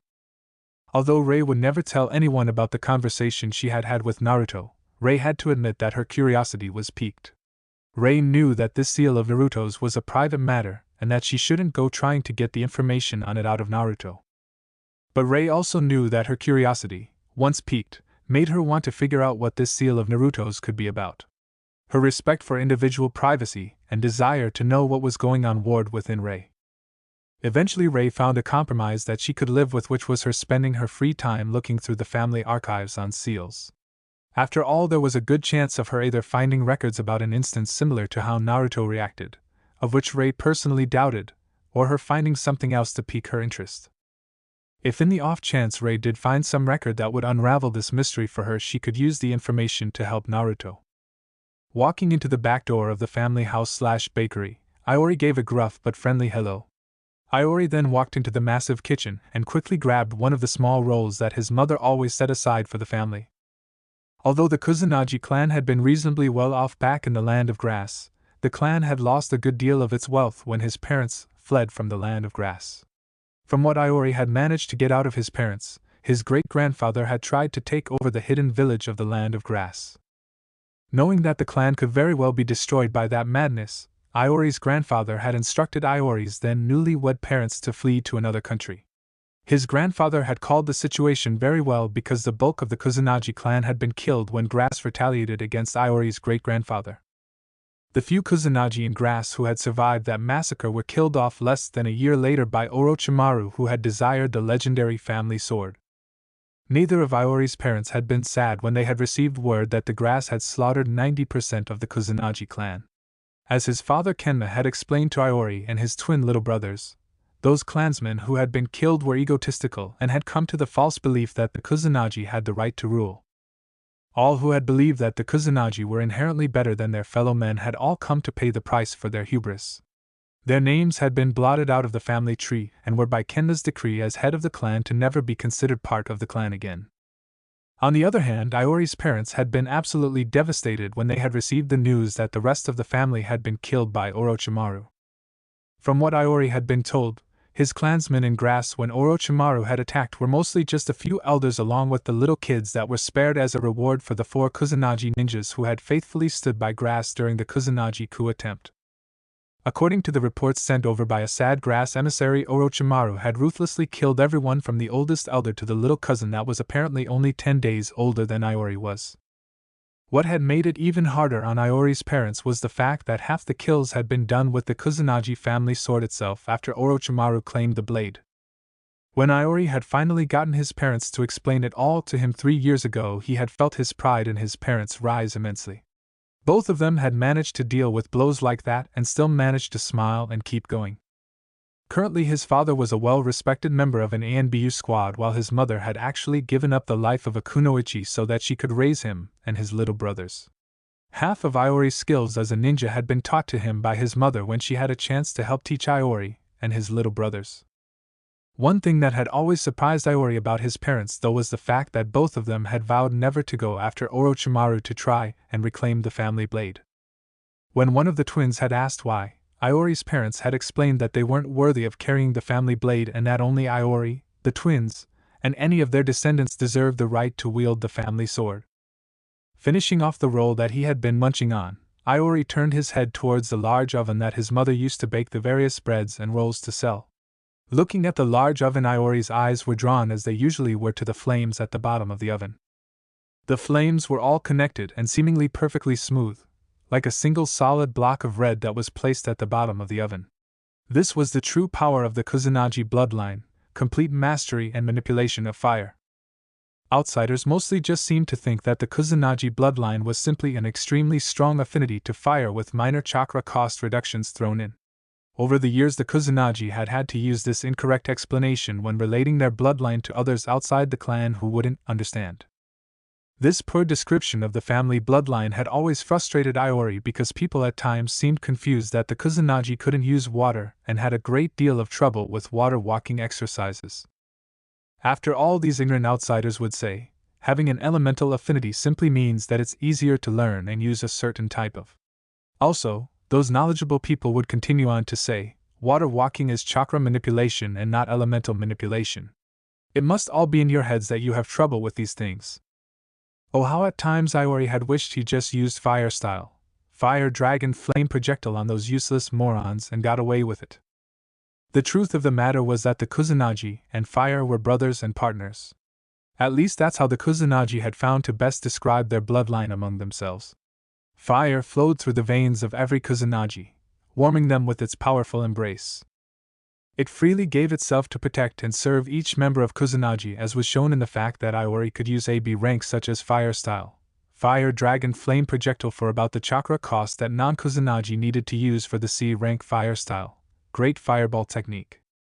Known masters of fire manipulation spent years and decades training to do what came naturally to the Kusanagi, and very rarely did the masters ever equal the control that the Kusanagi possessed over the flame.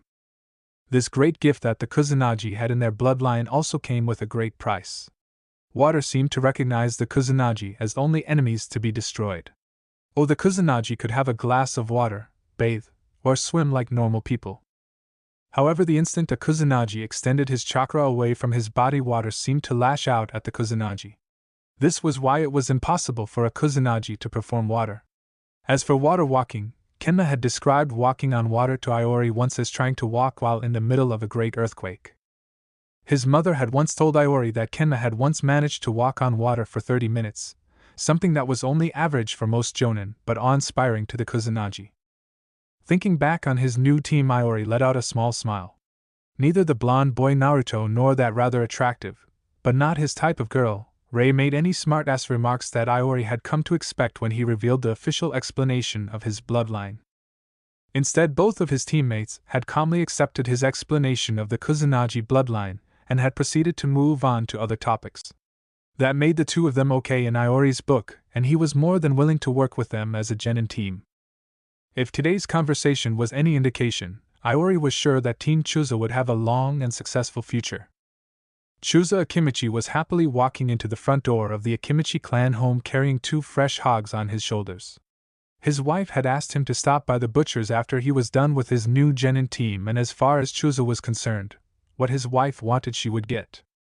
Passing through the front door and gently closing it with his foot, Chusa called out, "Honey, I'm home and I brought home the bacon." Laughing at his little joke, Chusa headed into the kitchen where he knew his loving wife would be. When Chusa walked into the kitchen, he was greeted by his sweet and lovable wife, who gave him a big kiss on the lips. Mrs. Akimichi then reached over and took the hogs off of Chusa's shoulders and carried them over to the spit in the open fireplace oven. Since Mrs. Akimichi was technically Chusa's 6th cousin, she had the same stout physique that the Akimichi were famous for. Standing back and out of the way, Chusa watched as his sweet and lovable wife happily prepared the 2 hogs he had brought home. As she was in the process of putting on a layer of flavoring onto the hogs, Mrs. Akimichi called out, "So dear, who did you get as your new genin student? What are you planning on giving them as their true genin test?" With a big smile on his face, Chusa crossed his arms over his chest and said in his jovial voice, "I've got a great team, honey. It's kind of different from most teams you or I've run across because they're all from different classes in their year. They're rather interesting because they're all actually a lot stronger than they showed in the academy. In fact, the Lord Hokage seemed rather proud of how strong they all are and how well they managed to hide it during their academy days. At least, he looked very proud of this fact when he mentioned it to me. To make things even more unique, the Lord Hokage told me that giving these kids the second genin test wasn't needed. They had already shown their ability to work together in satisfactory levels by getting to know each other and to start talking about their abilities as ninjas. Mrs. Akimichi was carefully listening to her husband as he talked about his team. She could hear the pride in Chuza's voice as he talked about his team, and she had to admit that his team sounded like it would be a great one. When she heard who was on Team Chuza, Mrs. Akimichi brought her head out of the fireplace and said, "Didn't I tell you that there was something special about that Uzumaki boy? You better make sure that he does well in his studies under you. That poor boy doesn't get the respect that he deserves for what he's been doing for this village." As for the other two, I've talked to Iori's parents and Rei's grandfather. It's really such a shame how all three of those kids were treated in the academy. I'm just glad that our Choji never joined in on the teasing that his classmates seemed to enjoy doing so much. Nodding his head, Chuza agreed with everything that his wife said. Chuza, like all Akimichi, never liked judgmental people who teased or shunned other people. This trait came from the fact that the Akimichi tended to get teased a lot as children due to their build.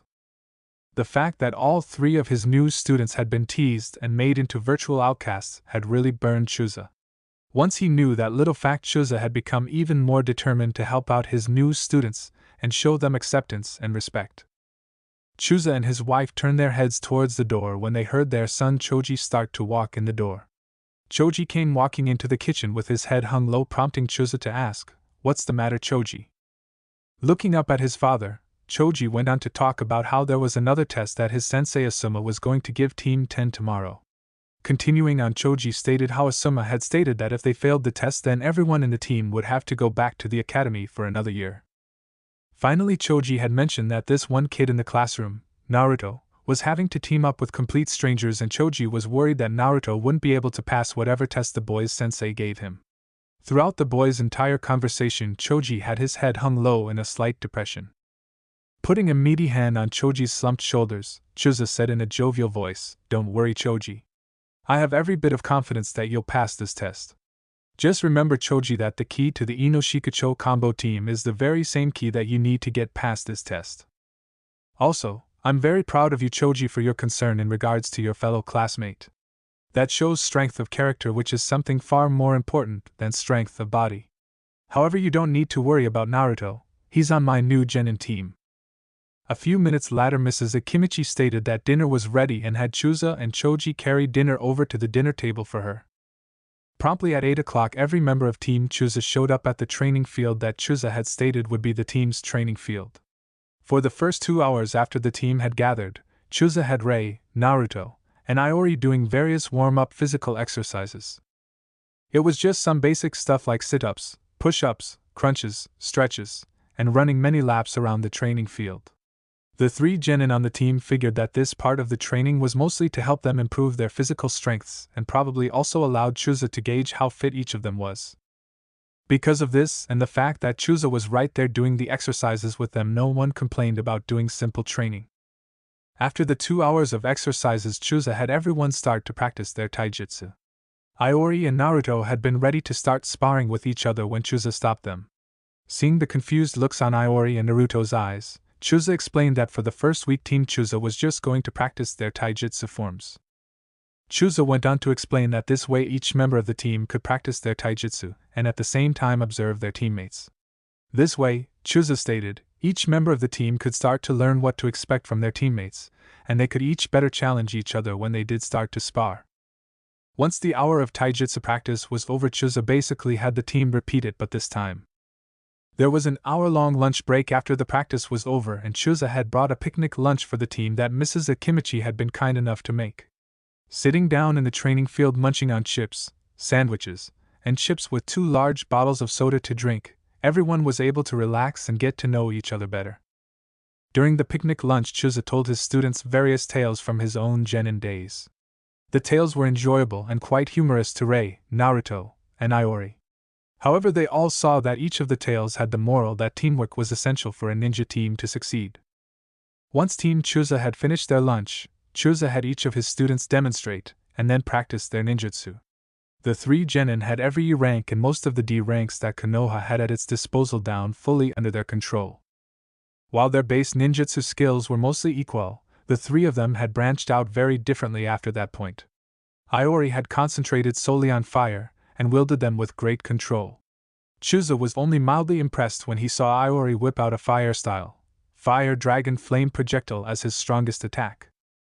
Other jonin might try to label Iori as a prodigy for being able to perform such an attack, but Chusa had made the acquaintance of Kenma a while ago.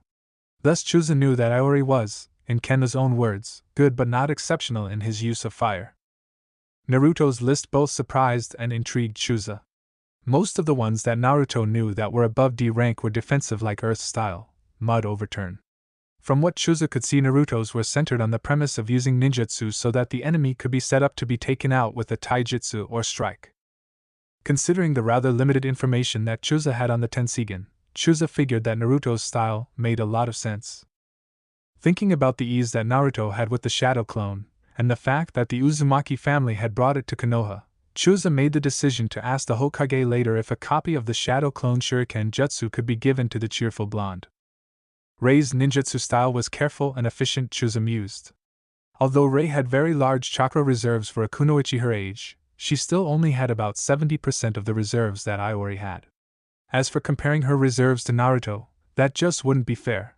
Chusa didn't know many jonin who had reserves that could compete with the boy. Thus, to make up for this deficiency that Rei had compared to her teammates, she had developed superb chakra control. For attacks, Rei had 2 that she liked to use. The first was Spirit Release, Hand of Harmony. This attack involved Rei shooting out a chakra string from each of her fingers and thumb on one hand. The chakra strings would attach to an opponent's, at which point Rei could proceed to use her chakra to destroy an opponent's chakra system. Sure, a person would eventually regrow their chakra system, but it would be a painful experience. Rei's second favorite attack was Spirit Release, Penitent's Palm. That technique was a quick jab with one of Rei's hands covered in spirit chakra. She used that technique to attack a person's chakra reserves. According to Rei herself, the attack could only be stopped if someone stopped the blow or was able to overwhelm the attack with a massive amount of chakra. After 3 straight hours of ninjutsu practice, Rei, Iori, and even Naruto to an extent were exhausted.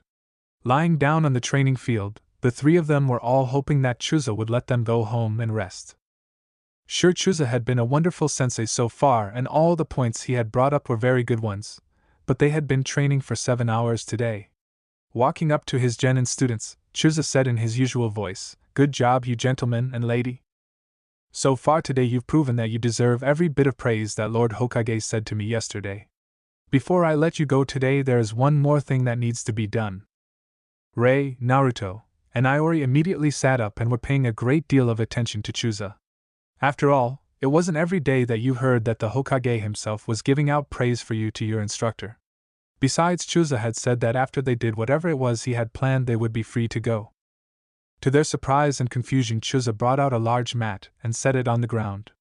Next, Chusa brought out a large stereo and placed it off to the side. Finally, Chusa turned to his confused students and said, "For the next hour we shall start on your dance lessons." In complete unison, Rei, Naruto, and Iori let out aloud what that was heard throughout Konoha. With a slightly stern face, Chusa said, "You 3 may not see it right now, but dancing will be a big help to you 3.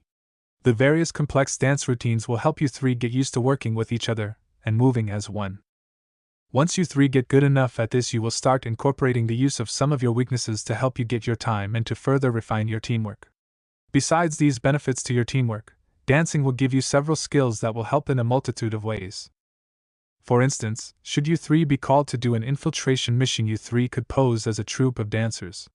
Such a disguise is useful, as entertainers often are in places where they can observe defenses or who the enemy is in contact with." It was obvious to Chusa that, although they were accepting his reasons for this move, that Rei, Naruto, and Iori didn't want to start on their dance lessons. Personally, Chusa didn't blame them, because he and the rest of the Ino Shikicho trio had been utterly confused when their sensei had brought this same thing up. Remembering the trick that his own Jonin sensei had used at first to get the dance lessons going before Chusa and his teammates had come to accept the benefits of their dance lesson, Chusa decided to use it on his own genin students. Pulling out a microphone from behind his back, Chusa said, "Here's the deal. You 3 shall dance or I shall sing. Trust me, you don't want to hear me sing. In fact, I've been banned from ever performing at a karaoke bar." Chusa had to hold back a chuckle as Rei, Iori, and Naruto quickly scrambled over to the dancing mat that he had laid out earlier. Once the three of them were on the mat, Chusa showed them the dance steps that they would be working on in this session. The dance itself was a relatively simple one, but it did require the three of them to get their timing right or they would smack into each other. After the three genin had had a chance to look at the dance steps, Chusa took the diagram away and hit the play button on the stereo.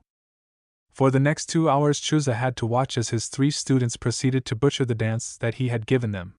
It was painful and hilarious at the same time for Chusa to watch the three try and dance. Painful because Chusa had become an expert on dances, and the expert in him was writhing in agony over the three's horrible performance. The hilariousness of the situation came from Chusa remembering back to his first day of training when he and the rest of the Ino-Shikacho trio had proceeded to demolish the dance mat. Once the 2 hours were up, Chusa told his students that they had made noticeable improvements, which they really had, and told them that Team Chusa would be following this training pattern for the whole week and any day that they didn't take a mission. Chapter 5. Team Chusa was currently walking into the mission office of the Hokage Tower. It had been almost a month since Chusa had started letting the team go on missions, and he was quite impressed with his three students. Their teamwork had improved tremendously, along with them improving on their individual skills. All of them still had a lot to learn, and the three of them knew. Personally, Chusa estimated that each of his team members could go against an average having better than even odds of winning. From what Chusa had seen and heard around Konoha, Rei, Iori, and Naruto had the best teamwork of their entire year. This little piece of news gave Chusa a smug grin, as he had heard many jonin complaining about their team's lack of teamwork compared to what those had been expecting at this point in their training. Focusing back to the matter at hand, Chusa turned to the chunin sitting down at the desk and said, "Team Chusa reporting for a mission assignment. As Jonin Sensei of Team Chusa, I am officially requesting a C rank mission for my team." Iori, Rei, and Naruto all raised an eyebrow when they heard Chusa make the request. While they might have been immensely displeased at having to do the D-ranked missions, none of them had suspected that Chusa would actually request a C-rank mission yet. Naruto had actually invited Rei and Iori over to his house for dinner a while back, and the three of them talked about the missions. Considering what they had been told of the pecking order for missions, they figured that they shouldn't even bother to ask Chusa for a C-rank mission for at least another month or two. They figured that they could handle a C rank, but that they wouldn't have a chance for one until the time they had agreed upon. Looking up at Chusa behind the desk, said in a typical bureaucratic paper pusher voice, "Hold on a moment. You're the first genin team from this year's batch to make an official request for a C rank mission." Team Chusa then watched as the behind the desk ducked under the desk and from the sounds of things was rummaging about looking from something. Putting a vanilla folder on the table, they said, "So sorry about this, but regulations require me to check your team portfolio before I can hand you the mission.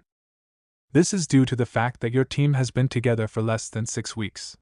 It's an insurance thing, really. It makes sure that Jonin senseis can't bring unready genin out into the field for whatever the reason." Flipping open the folder in front of him, the desk started looking at the contents of the folder and making quiet affirmative sounds. Closing the folder and putting it away, said, "Everything seems to check out, so it looks like I can give you a C rank mission." Picking up a clipboard, the unknown chunin said, "Alright then, here's a mission for you, Team Chusa. I've got one of the major partners in a medium-sized trading company out in the customer's lounge. Apparently this man has a son in Hosen, a medium-sized town about 2 miles from the tea country/fire country border on the fire countryside, who's getting married in 3 weeks. Your would-be employer wants to have a simple family heirloom delivered to his son in time for the wedding. Full details on this mission are available should you choose to accept the mission. What is your decision, Team Chusa?" Chusa looked over towards his students in order to see what they thought of the mission before he made the call whether to accept it or not. Rei had a reserved smile on her face along with a gleam in her eye that showed that she wanted to take the mission. Naruto's face was practically a lighthouse with the smile that he was giving off. As for Iori, that boy had a smug grin on his face and a look in his eyes that said get the mission or else. It was pretty obvious to Chusa that there would be no complaints from his team about taking this mission. With a slight nod of his head, Chusa said, "As leader of Team Chusa, I accept this mission for my team." Behind the desk nodded his head and handed Chusa a small piece of paper. Once the piece of paper was in Chusa's hands, he directed the team to head down to the customer's lounge and that their employer's name was on the paper. Less than 5 minutes later, Team Chuza was at the customer's lounge. There were several different people sitting in the lounge, and all of them turned their heads to look at Team Chuza. With a clear but not too loud voice, Chuza called out, "Excuse me, ladies and gentlemen, but would Waka Tsuji please come forward? We are the ninja team that has been assigned your mission request." From one of the further back seats, a slightly chubby man with graying hair and a short gray goatee came forward. The man's clothes were refined, but not extravagant, showing that he was a man of some wealth who was rather modest about it. Bowing with his hands clasped together, the man said, "I am Waka Tsuji, and it is a pleasure to do business with you." Taking a quick glance at Rei, Naruto, and Iori, Waka raised an eyebrow and said, "You would take ones as young as these to do this mission? I know that this is only a simple delivery mission, but considering the distance that must be traveled, will these younglings be able to handle the danger? Neither I nor my son would want the deaths of young ones such as these to be on our conscience because of an unlikely attack by bandits." Glancing down at his side, Chuza looked to see how his students were reacting. Rei was handling Waka's comments the best, and just had a blank look on her face. Naruto just had a slight frown, and a slightly annoyed look on his face. Iori was showing the most visible annoyance at Waka's comments, and seemed to be ready to hit something. What made the situation so hilarious was the fact that they were standing in a row of Rei, Naruto, and then finally Iori. After capturing that image in his mind, Chuza said, "Do not worry, Mr. Tsuji, about my students. Every single genin that is on a Konoha ninja team has been trained to be able to defeat several bandits by themselves. When they're in a team, there is almost nothing short of another ninja that can stop a well-trained group of genin." Waka bowed his head and said in a humble voice, "My apologies, young ones. I did not mean to disrespect you three with my earlier comments. It was only out of concern for you three that I questioned the choice of you as the ninja that are in my employment for this task." All three genin relaxed when they heard Waka's apology, and the reason for his remarks. Naruto made a small remark about how a person shouldn't judge others by their age, causing Waka to smile. With that smile still on his face, Waka said, "Very true, young one. Now the family heirloom that I want to deliver to my son is this pendant." At this, Waka took off a small bronze pendant that was hanging around his neck. Rei slowly walked over and gently grabbed the pendant with her hand. Bringing the pendant closer to her, Rei could see that the pendant was octagonal in shape and had the kanji 4 rabbit inscribed on it in pewter. Putting the pendant in her hip pocket, Rei turned to pay attention to what Waka was saying. "Now then, my son Sound is currently staying in Hosen like I said in the mission form. When you get to Hosen, the best place to look for my son is at the 12 Science Spice and Tea office building and warehouse facility. He is currently the main overseer for that office. As I have said, my son's wedding is in 3 weeks, and I want that heirloom given to my son before or at the very latest at his wedding. I would personally go to see his wedding myself, but my wife has become very ill lately and I can't in good conscience leave her unattended for so long as it would take me." Naruto stepped forward and said, "Don't you worry, Mr. Tsuji. We will have this heirloom delivered to your son by the time you specified. That's a promise Mr. Tsuji and I, along with my teammates, don't break. And if by chance my word alone isn't good enough for you, remember this. It would look really bad on our records if we failed this mission." This last comment of Naruto's combined with his friendly smile caused Waka to burst out into a hearty laugh. It wasn't often in his business dealings with people in general and ninjas in particular that Waka met friendly, competent people that he could respect. Naruto, whether he knew it or not, had made it to the list in Waka's mind. About an hour before sunset, Team Chuza approached a small clearing off some ways from the main road. Chuza took a quick look around the meadow and said, "All right, team. This is where we're camping for tonight. I want each of you three to do your jobs just like we trained, and I'll take care of my tent by myself." Instantly, Naruto and his teammates jumped to take care of the task that they were assigned. While others would have preferred to make the trip from Konoha to Hosen in 3 days and to stop at a convenient town each night, Chuza was taking a different approach. The way Chuza figured it, this was the perfect time for his students to train in putting up a camp in the field while being reasonably safe. Watching their swift and methodical actions, Chuza couldn't be more proud of them. Naruto was quickly and almost silently putting up the team's tents. Iori was setting up a small campfire and was also camouflaging the tents after Naruto put one up. Finally, Rei was carefully setting up traps around the edge of the meadow that they were camping in. Seeing the three of them work on their assigned tasks, Chuza just sat back and waited for them to finish their tasks. Once the camp was set up, Iori, who had been assigned as the cook, started to make a stew. Everyone on the team was sitting back around the fire and softly chatting with one another as the stew slowly cooked. Mostly the conversation was about things that each one of them had read in a book or the newspaper before they had shown up at the start of the day. Occasionally the conversation turned to suggestions that they all could do to help improve their training once the mission was completed. Once the stew was done, about an hour into the conversation, everyone handed a bowl over to Iori, who promptly filled it with stew.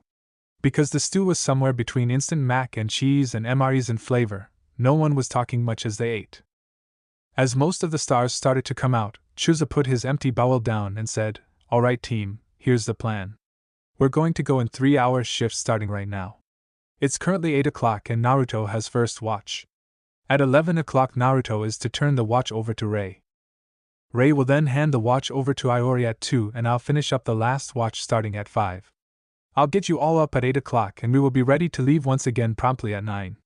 Is that understood by everyone?" All of Chusa's students immediately nodded their heads to show that they understood what Chusa was saying. Everyone but Naruto then started to walk off to their tents so they could get ready to sleep. Still sitting down on his log from before, Naruto activated the Tensigen and started to use it to help him keep watch. Naruto did this by constantly keeping his point of view in a circular motion around the camp looking outwards. Usually it wouldn't be advised for a person to use them while they were keeping watch. This is because of the fact that it has a small constant drain on a person's chakra reserves. However, due to the fact that the Uzumaki had such large chakra reserves, Naruto didn't have to really worry about the drain. Besides, Naruto figured that this would be a great time to continue to train the Ransan. Naruto was paying so much attention to observing the surroundings of his camp that he didn't notice Rei coming up next to him. Rei noticed as she approached Naruto that he had the Tensigen active. For a few seconds Rei just stood where she was and looked at Naruto's eyes. She had personally seen both the Sharingan and the Byakugan before, and Rei had to admit that she preferred the Ransan over them. It wasn't because of the powers that each had that had caused Rei to favor the Tensigen. It was the feeling that the eyes gave off. The Byakugan seemed to give off a feeling of coldness whenever Rei saw those white eyes. As for the Sharingan, back before the Uchiha clan had been killed off, Rei could only remember those eyes as ones that radiated a sense of danger. Unlike the coldness of the Byakugan or the whispers of danger that the Sharingan had, the Ransan seemed to emit an aura that could best be described as protective and nurturing. That feeling that she felt whenever Rei looked at Naruto's active Tensigen was pleasant, and something that she enjoyed. Sitting down across from Naruto, Rei spent about half an hour just looking at Naruto's eyes. It wasn't hard for Rei to figure out that Naruto was currently observing things outside of the camp. The blank look in his face as she looked at him was more than enough of a clue for her. Shaking her head, Rei mentally scolded herself for letting herself be distracted. She had come out here early so that she could talk to Naruto, and here she was just wasting time. Taking a slight breath, Rei said in her soft, reserved voice, "Naruto? Can we talk for a moment?" For a second it looked like Naruto hadn't heard Rei, and then he shook his head and closed his eyes. Opening his eyes again, Naruto looked at Rei with his regular blue eyes. "Sorry for losing track of time, Rei. Is it 11 o'clock already?" Naruto said in his usual friendly voice, although it was sprinkled with a bit of embarrassment. Inside his head, Naruto was scolding himself for not paying attention to his immediate surroundings while he was using the remote viewing abilities of the Ransan. A small smile came on Rei's face as she looked at Naruto, and his rather sheepish-looking face. "No, Naruto," Rei began to say, "it's not 11 o'clock right now. I came out here early because I wanted to talk to you." Naruto tilted his head, wanting to know what Rei wanted to talk to him about that she apparently didn't want to talk about at dinner. Rei took a deep breath and, while looking straight into Naruto's eyes, said in a calm and serious tone, "Your seal, the one that you mentioned to me. It's keeping a demon lock away inside of you, isn't it? That's why you're so secretive about the seal and why you're so worried about it being accidentally weakened. Considering your age and the recent history involving demons in Konoha, you have the QB sealed within you, right?" As soon as the words had left her mouth, Rei knew that she had been correct in her hypothesis. Naruto's usually friendly attitude and posture had completely disappeared as soon as those words had left her mouth. Instead, Naruto was currently stiff as a board and seemed extremely nervous and afraid. Mentally, Rei was kicking herself for being so direct and upsetting Naruto. The Higurashi family archives did state that Jinchuriki, both those of the 9 major demons and those of lesser demons, tended to be notoriously skittish and secretive about their status. Not that Rei could really blame them, as she had read about what a lot of Jinchuriki were treated like by ignorant people. Putting on a small smile to show that she didn't hate Naruto for being a Jinchuriki, Rei said softly in a concerned voice. It doesn't bother me, Naruto, that you have a demon sealed within you. This may be hard for you to accept given what your life has probably been like because of this fact, but I'm not afraid of it. Listen to my voice, Naruto, and listen well. I am not disgusted by that fact about you, and I am also not in the least bit upset that you tried to keep this fact hidden. As your teammate and as your friend, I'm with you and I am here for you whenever you need a friend. Naruto turned to look at Rei and was completely confused at what she was saying. This was something that Naruto had never expected to deal with. Although several older people, particularly Sarutobi, Iruka, and recently Chuza, had shown Naruto that they accepted the fact he was kept the Kyuubi locked away and wasn't the Kyuubi itself, Naruto hadn't expected to find acceptance of this fact among his peers. While younger generations like Konohamaru's might come to accept him and the fact that he was a Jinchuriki, Naruto had pretty much lumped his own generation in with the adults. Besides, Naruto figured that most of those his age who would be able to accept the fact that he was a Jinchuriki wouldn't want to speak to him again because of the fact that he had hid that aspect of himself. Looking into Rei's emerald eyes, Naruto didn't see a trace of disgust or anger. Instead, all Naruto saw was concern and even a hint of caring in Rei's eyes. This fact made no sense to Naruto, and he just couldn't wrap his mind around the concept that a person could so easily accept that fact about him. Naruto was completely baffled, as he had honestly expected that Rei, or anyone else his age for that matter, to either want nothing to with him or to not want to speak with him for a long time after finding out about his secret. With a clueless look on his face, Naruto said, "Why? Why aren't you upset or scared?" Rei folded her hands in her lap and took a deep breath. Letting out that breath, Rei said, "Naruto, it's not very well known, but the Higurashi family is very old. When I say old, I do mean old. The Higurashi family was founded over 500 years ago. Actually, the Higurashi family is older than that, but that is the farthest back that we currently have accurate records of. As you can see, my family has records of times long before the birth of the modern ninja. Mostly the Higurashi family has been shrine keepers, which is why we've stayed out of sight, and most people don't realize how old the Higurashi family is." Seeing the look of surprise and shock on Naruto's face when she mentioned the age of the Higurashi family, Rei could only smile. The look on Naruto's face told Rei that, at least for the moment, Naruto had forgotten about what had started this conversation. Wanting to keep the conversation moving, Rei said, "The Higurashi family has had many encounters with Jinchuriki over its long history. My family has always held the belief that those people who are Jinchuriki are to be respected for the burden that they bear. Several of my ancestors developed sealing and other techniques that are designed to help a Jinchuriki handle and contain the demon that they hold. These techniques are viewed as a private matter in my family, which is why almost no one has heard about them before. If you want, Naruto, I could look through my family's seal library when we get back to Konoha to try and find some of those techniques for you." Sitting where he was and listening to Rei talk to him about her family gave Naruto a feeling that he wasn't sure how to describe. At best, Naruto could describe his unknown feeling as relief and hope. While Naruto knew intellectually that he wasn't the only Jinchuriki to have existed, it hadn't been until that moment when Rei talked about trying to help him that Naruto was able to make an emotional attachment to the idea. He really wasn't the only person to ever have to deal with this kind of a life. More to the point, there were people out there that respected him and had apparently tried to help other Jinchuriki like him. A small tear slowly traveled down Naruto's cheek and quietly fell off his chin and into the fire. Rei noticed the tear and decided that Naruto would need some time by himself. With a polite cough, Rei gained Naruto's attention, and then she said, "Look, Naruto. We have about 20 minutes until the watch change is supposed to start. Why don't you hit the sack and I take over? After all, there's no point in me trying to get some shut-eye now, and you look like you need time to think about a few things."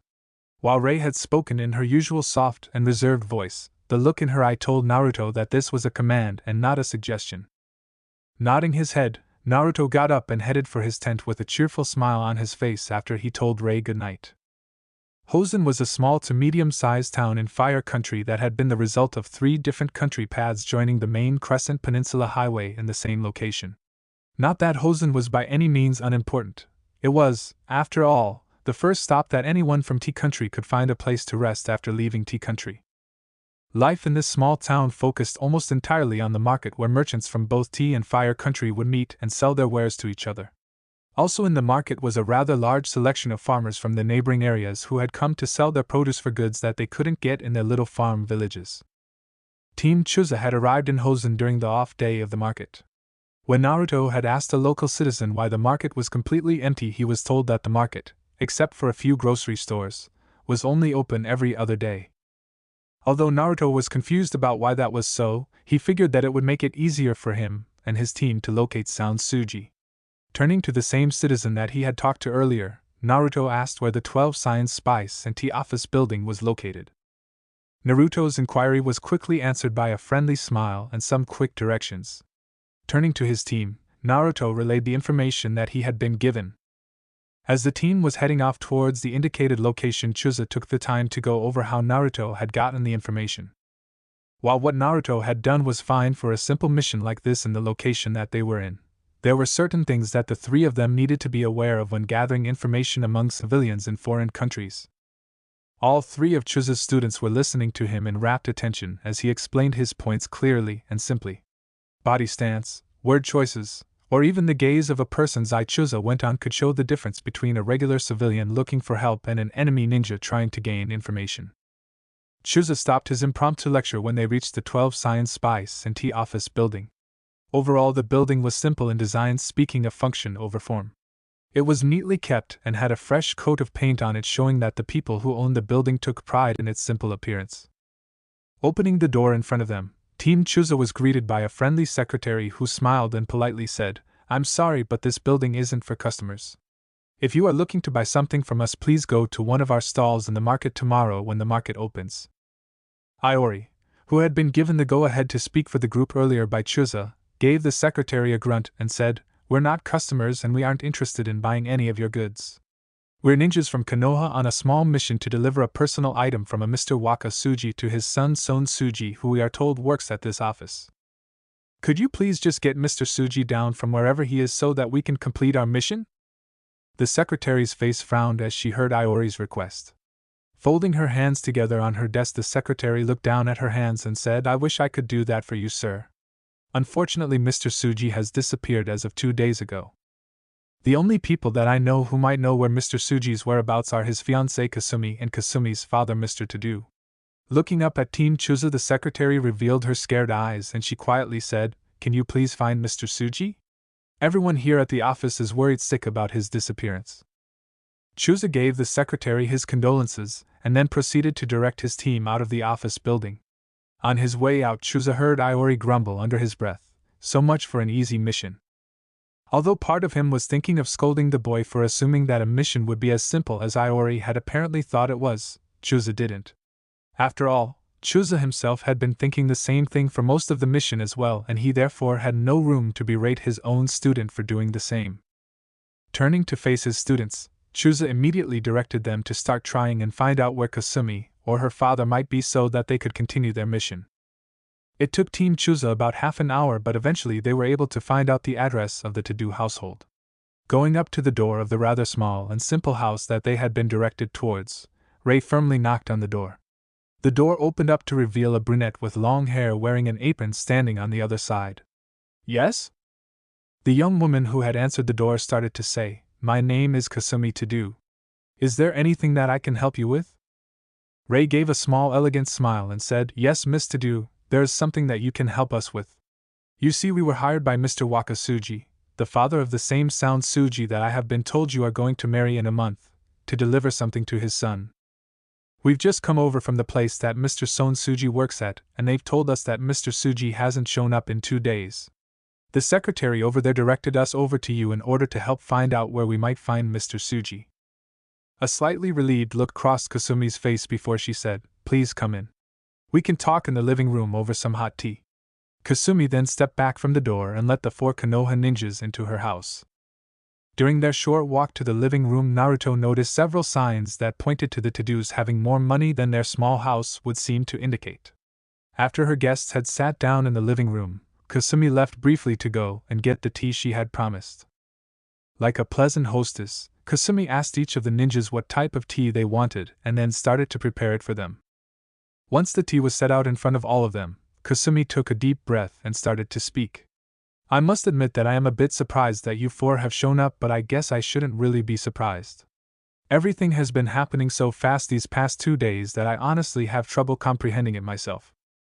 At that moment Kasumi started to cry and pulled out a handkerchief to wipe the tears away. Naruto, Chuza, and the rest of the team just sat where they were in surprise and worry as they watched Kasumi cry. After a few minutes of her crying, the tears started to slow down. Shaking her head, Kasumi stopped crying for a second and said, "Sorry about that, it's just that these are some troubling times for me. Not many people know it because it happened only yesterday, but Sound, my fiancé, was kidnapped last night." Chapter 6. All the members of Team Chuza were sitting where they were in puzzlement and shock. Why on earth was Sound Tsuji kidnapped? After all, the man probably wasn't that rich given the fact that the office in town was one of the smaller offices compared to other shipping companies in town. It didn't even make sense to hold the man for ransom from his father, as the 12 Science Spice and Tea Company altogether wasn't even worth 10 million ryo, and Waka Tsuji was one of 12 major stockholders. Wanting to get more information, Rei politely put her teacup down on the table and said, "Miss Tadu, was your fiancé in a position of political power in Hosen?" Kasumi just looked at Rei and shook her head. Rei closed her eyes for a second and then said, "Miss Tadu, can you give us some more information about your fiancé? No offense, but Mr. Tsuji doesn't seem like someone worth kidnapping to be a criminal." Kasumi had a sad smile on her face as she refilled her tea and said, "I am not offended in the least by your questions, Ms. Ninja." At that point Iori interrupted Kasumi to give Kasumi the names of Team Chuza, and Kasumi corrected herself, "Ms. Higurashi.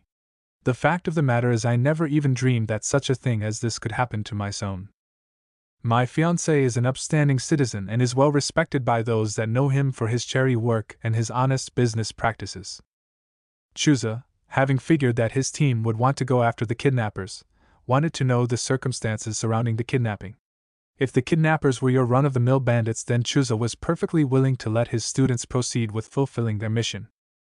After all, in the ninja world one had to learn to deal with unexpected hurdles that would come between a ninja and their mission objective. However, Chuza was not willing to risk his team if the kidnappers turned out to be ninjas and was planning on contacting Konoha immediately if that was the case. With a very serious expression on his face, Chuza said, "Miss Tadu, any and all information that you might have surrounding your fiancé's kidnapping would be most helpful. I am sure that you've told the police and that this is a trying time for you. But if I and my team are to help the situation, we need to know as much as we can." Kasumi nodded her head and said softly, "I understand, Mr. Akimichi." Taking a deep breath to calm her nerves, Kasumi brought the memories of that dreadful night. With the memories brought back up, Kasumi started to recite what she knew. "It was evening and I was over at Son's house with him discussing some minor details about our wedding plans that needed to be taken care of at the time. Suddenly there was this violent banging at the front door, and Sound told me to hide in the closet. From my hiding spot in the closet I saw through a crack in the door several big men barge into the room. These ruffians then punched Son a few times before one of them pulled out some chains that they tied Son up with. After that my fiancé's limp body was dragged out the door, and I saw several of the ruffians grab the silverware. I couldn't remember the ruffians' faces, but I did notice that 3 of them had a tattoo of a white skull on black flames that was tattooed on their shoulders. I don't know any more than that. I'm sorry." Chuza nodded his head, slightly relieved that it was run-of-the-mill bandits and street trash that had taken Son Tsuji.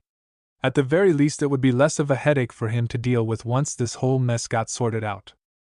The bureaucratic forms that were needed to be filled out when ninjas from friendly but rival villages fought due to mission interest conflicts were a pain in the butt.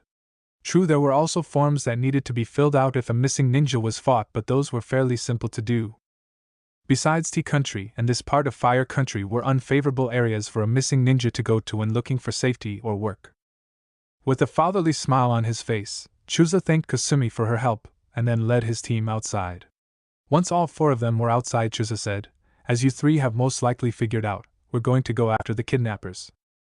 I know that you 3 want to do this, and since all of our information points to it just being bandits who have done this, I'm going to let you 3 do the rescue. Just remember that if at any time you gain solid information that there's a ninja among these street scums, regardless of the supposed level that the ninja is supposed to be, you will pull back. In such a situation I will make the call as to whether or not we continue to go on alone or if we call in reinforcements. Now I would like you three to come up with a reasonable plan for us finding out what we need to know about these bandits, and if the plan is good enough we'll use it. Naruto, Rei, and Iori all firmly nodded their heads once. Chusa had done this several times with D-ranked missions that didn't automatically have a crystal clear plan of action to follow. Unlike other Jonin leaders of Genin teams, Chusa tried to restrict his mission leadership and let his team handle the planning on their own whenever it was practical. This was so that his Genin could think more independently than their classmates could think. In fact, Chusa had yet to forcefully take over a plan once his three students got going. While their teacher might help point out some shortcomings in a plan, Naruto, Rei, and Iori tended to be right on the money. Naruto spoke up and said as the team was standing around, "We need to split up and gain more information. Chusa should go ask the police about that gang symbol, and what the police have done so far in finding Son Suji. Rei should go check out what the local shrine keeper has to say, as she does have the best connections in that department. I should go to the town archives and use my shadow clones to help locate any news about this group that I can find in a newspaper. Finally, I think Iori should head over to the park in the main square to ask some of the older folks that tend to flock in those areas. Most people tend to ignore the elders who sit around all day, and those people notice a lot more than most people give them credit for." Rei and Iori both smiled. Well, Rei smiled and Iori grinned, to show that they approved of Naruto's plan. Knowing that it was a great plan, Chusa nodded his head and said, "All right, we follow Naruto's plan. We'll meet in the town square 3 hours from now and tell what we've found out. Once we've swapped information, we will plan our next course of action." The Genin trio nodded their heads to show that they understood before they headed off to their assignments. When everyone met up after their 3-hour search, they agreed to go to a small restaurant to have a late lunch while they compared what they had found out. Naruto, Rei, and Chusa weren't able to find any useful information on the bandits except for the fact that they were called the Fiery Death Gang and that the gang had moved into Hozen only recently. Those three were rather down at their lack of success. Even Chusa was down, as he had expected the police to have a good deal of information on the Fiery Death Gang. Everyone noticed that Iori was rather silent, and they all turned to see a roguish smirk on Iori's face. Rei narrowed her eyes slightly and said in a sharp but still somehow reserved manner, "All right, Iori, what is it that you haven't told us yet? Since you haven't spoken yet, it's time for you to tell us what you've found out." Iori grabbed his soda mug from the table and took a big chug. After that, Iori set his mug on the table and started to speak. "I've got what we need," Iori said, glad to see that his news was brightening up his teammates' faces. "One of the gang members lives in his parents' house and talks in his sleep, according to his old man. The Fiery Death Gang members like to meet at a nightclub on the far side of town that's known as Ichigo's Corner. They don't own the nightclub, but they always have several people in the club at all times. It's where the Fiery Death Gang likes to do business with potential customers. Also, the Fiery Death Gang has a warehouse somewhere outside of Hozen that they keep their illicit goods at. We find the warehouse, we find sound." Everyone else at the table was nodding their heads, showing that they had been paying attention to what Iori had said. Naruto took a bite out of his beef dish, swallowed it, and then pointed his chopsticks at Iori. "Great intel, Iori. However, what do we do next? We can't go rescue Sound unless we know where the warehouse is that he's supposed to be kept at.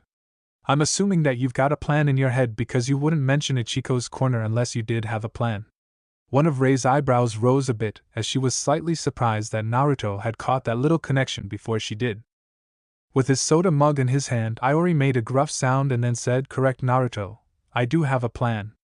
This situation practically screams infiltration mission like they described back in the classrooms of the academy. My plan is relatively simple. Naruto and Rei, transformed into young adult versions of themselves, shall pose as a couple and enter the nightclub. Once inside, the two of you will ID several Fiery Death Gang members and keep track of their location. An hour after you go, and I'll enter the club posing as a young adult version of myself. I'll then hit on Rei and she'll pass me the location of the easiest gang member to capture. Naruto will soon afterwards arrive and the two of us will take it outside, using that as an excuse to leave the club and go capture the targeted gang member. Rei will at the same time leave the club using the cover that she's pissed with her boyfriend acting like a macho fool again, and then Rei will wait outside to cover Naruto and me as we escape with our hostage. Chusa will be the muscle to help bail us out of trouble if the whole operation goes south on us." Chusa looked around the table to see what Naruto and Rei thought of Iori's plan. Both Naruto and Rei were sporting slight blushes. most likely at the thought of having to pose as a couple. Not that Chusa blamed them for it, as Team Chusa was a generalist team with a slight leaning towards tactical situations. Mentally, Chusa made a note to start increasing the team's training for infiltration situations once they got back to Konoha. Taking a deep breath, Chusa said, "This sounds like a good plan. However, if either of you two, Naruto and Rei, are uncomfortable with this plan, we can try and think of another one." Naruto and Rei turned to face each other and looked into each other's eyes for a minute as if trying to ask the other one what they thought. Then the two of them nodded their heads at the same time. While both of them turned to face the rest of the team, it was Rei who spoke. "Naruto and I should be able to pull this off. We'll just need an hour or so to hammer out the details of the plan. You know, how our transformations will look like, the codes that are to be used, any cover story that we might be asked, and those sorts of things." When Rei had said what she needed to say, the team quietly finished their meal and left the restaurant for a quiet place to hammer out the details of the plan like Rei said they needed to do. It was currently 9 o'clock at night, and Team Chusa was ready to begin its infiltration mission. Rei was currently transformed into a 20-year-old version of herself that she had based off of her mother and her own looks. Since this was a nightclub they were infiltrating, Rei was dressed for the part. Her illusion's outfit consisted of black boots, hip-hugging red pants, and a white t-shirt that had gone unbuttoned but was tied in a knot below her bust to preserve modesty. Even though it was just an illusion and she was actually wearing her usual ninja clothes, Rei felt exposed and was very embarrassed. If she could have gone with a more modest outfit, Rei would have, but according to the information that Iori had gotten, Ichiko's corner was a slightly trashy place. Turning to her right, Rei took a good look at Naruto's transformation. Like her, Naruto's transformation looked like he was around 20 years old. Naruto's hair was still in the same style, but it was now a shade of dull brown, less noticeable, Naruto had claimed. For clothing, Naruto had created the illusion that he was wearing a black biker jacket, torn blue jeans, and a red sweatshirt under the jacket. Also, Naruto's transformed older self had 2 earrings in his ear that were contented by a small chain, and Naruto was still sporting his sunglasses. If it wasn't for his punk look, Naruto would have looked like a male art model in Rei's mind. Naruto gave Rei a slight smile and said, "All right, Rei, ready to get this show on the road?" Rei gave Naruto a small nod to show that she was ready. Knowing that Rei was out of her element, Naruto wrapped his arm around her and said quietly, "Relax, Rei. I know this part of the plan unsettles you, but you need to calm down. Just ignore any gazes that the men in there will give you and you'll be fine. Remember that this is just an illusion you're using to complete your mission. Those people may look, but they won't touch, I promise you." Rei felt herself calming down as she listened to what Naruto had to tell her. His words were able to help Rei get over her disgust at how she looked and reminded her as to what they were doing. Once she was ready, Naruto and Rei set off towards Ichiko's corner. The bouncer, after giving a good 2-second glance at Rei's chest, let the duo in without any real hassle. When they entered the club itself, Rei and Naruto were immediately assaulted by the smells that permeated the club. All of the cigarette smoke, cheap incense, opium, and body sweat that hung in the air made Rei want to vomit. Luckily for Rei, Naruto was there to keep her steady. On his end, Naruto was having a tough time as well dealing with the atmosphere of the club. However, unlike Rei, Naruto had a small skill that he had been taught by Iruka for such a situation. Naruto had used his chakra to dull the signals that his nose was sending to his brain. Due to his chakra control, Naruto wasn't able to fully use the technique and was still affected by the smells. Knowing that they wouldn't be able to continue their mission in this condition, Naruto looked around for a private area. Noticing several doors that were under a private entertainment sign at the far side of the room, Naruto led Rei to one of the open doors and then closed and locked the door after they were inside. Turning on the single light in the room, Naruto saw that the room was completely empty except for a single dirty bed in the center of the room. Disengaging his transformation, Naruto turned to look at Rei and said, "Drop the transformation, we shouldn't be bothered for a few minutes at least." Rei was curious as to why Naruto told her to do such a thing, but she complied nonetheless. After her transformation was dropped, Naruto gave Rei a small item. Looking into her eyes, Naruto said, "It's a nose plug. Put it in your nose to block off your sense of smell and then reactivate your transformation." There was a grateful look in Rei's eyes as she complied with Naruto's commands. As Rei put the nose plug in her nose and re-engaged the transformation, she saw that Naruto had done the same things. Once Naruto and Rei had their transformations back in place, they waited in the room for 10 minutes. After they felt they had been in the room for a long enough time so that they didn't look suspicious, Rei and Naruto exited the room, leaving the door open. Walking very close to each other, the two of them went on to the dance. Silently, they were both thanking Chuza for his forced dance lessons. Although Chuza never had them dancing in such an intimate way as Naruto and Rei were currently dancing due to the fact that it was how everyone around them was dancing, Naruto and Rei still appreciated the lessons. Looking over each other's shoulders, Naruto and Rei were able to spot and carefully monitor all of the fiery death gang members in the building. By pretending to flirt with each other, Naruto and Rei were able to pass the information that they had gathered to each other.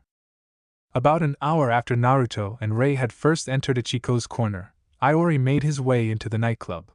Rei was rather easy for Iori to spot as she was sitting in one of the booths on the edge of the dance floor. Naruto, who had been paying close attention to the clock, had disappeared so that Iori could talk to Rei without ruining the plan. If anyone in the club had been paying attention to Naruto, they would have seen that he was standing in the shadows paying close attention to Rei and Iori. For some strange reason, Naruto felt a slight annoyance as he watched the scene unfold between Rei and Iori. Figuring that the annoyance was over how long this part of the mission had been, Naruto ignored the feeling and paid close attention to Rei. Soon enough, Naruto saw Rei give the signal that the two of them had arranged to tell him that it was time to commence the next stage of the mission.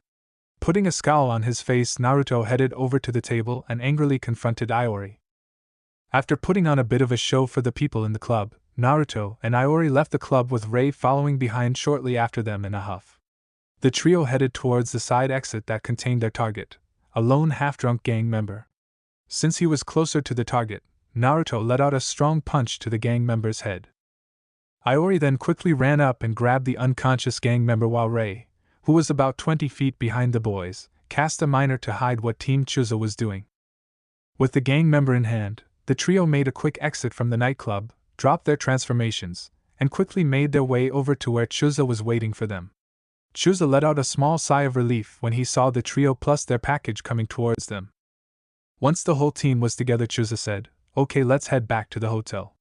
When we get there, I'll take care of getting the information out of this scum. I want you three to wait in the second room of the hotel, as I don't want you three to have to deal with a full field interrogation just yet." There was a somber expression on Naruto, Iori, and Rei's faces as they nodded their heads. Each one of them was silently thankful that Chuza didn't want them around. It was one thing, they had all heard in the academy, to kill a man. It was an entirely different thing to inflict pain on a fellow human in such a way that they're still alive. 40 minutes after they had left Ichiko's corner, Naruto, Rei, and Iori were all sitting in the hotel room that Chuza had led them to. Naruto and Rei were both sitting down on the couch, each reading a book. Iori was leaning against the opposite wall from Naruto, and Rei was drinking a glass of water. From his vantage point, Iori could see that Rei had moved slightly closer to Naruto since those two had sat down.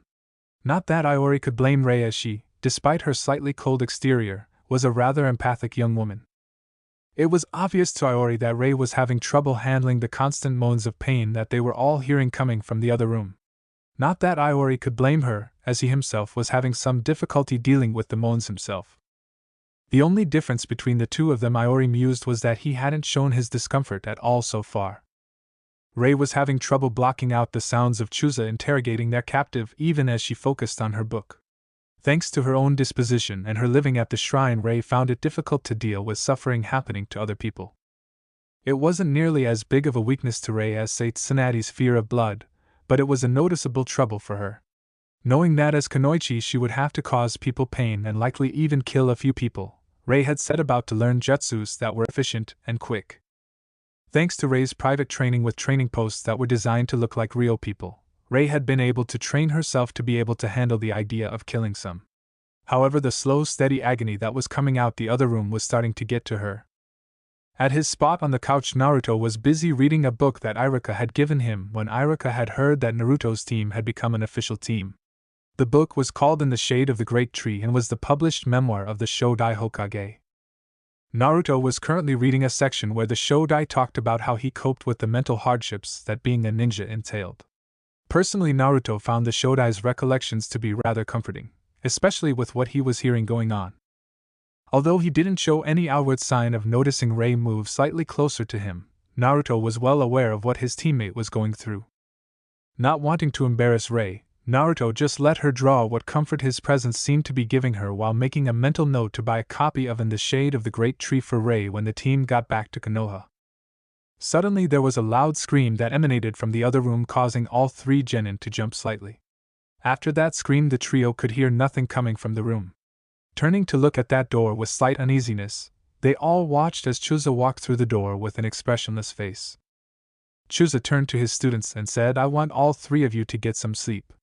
Take half a sleeping pill if you need to in order to get some shut-eye. I'm allowing them to use this once.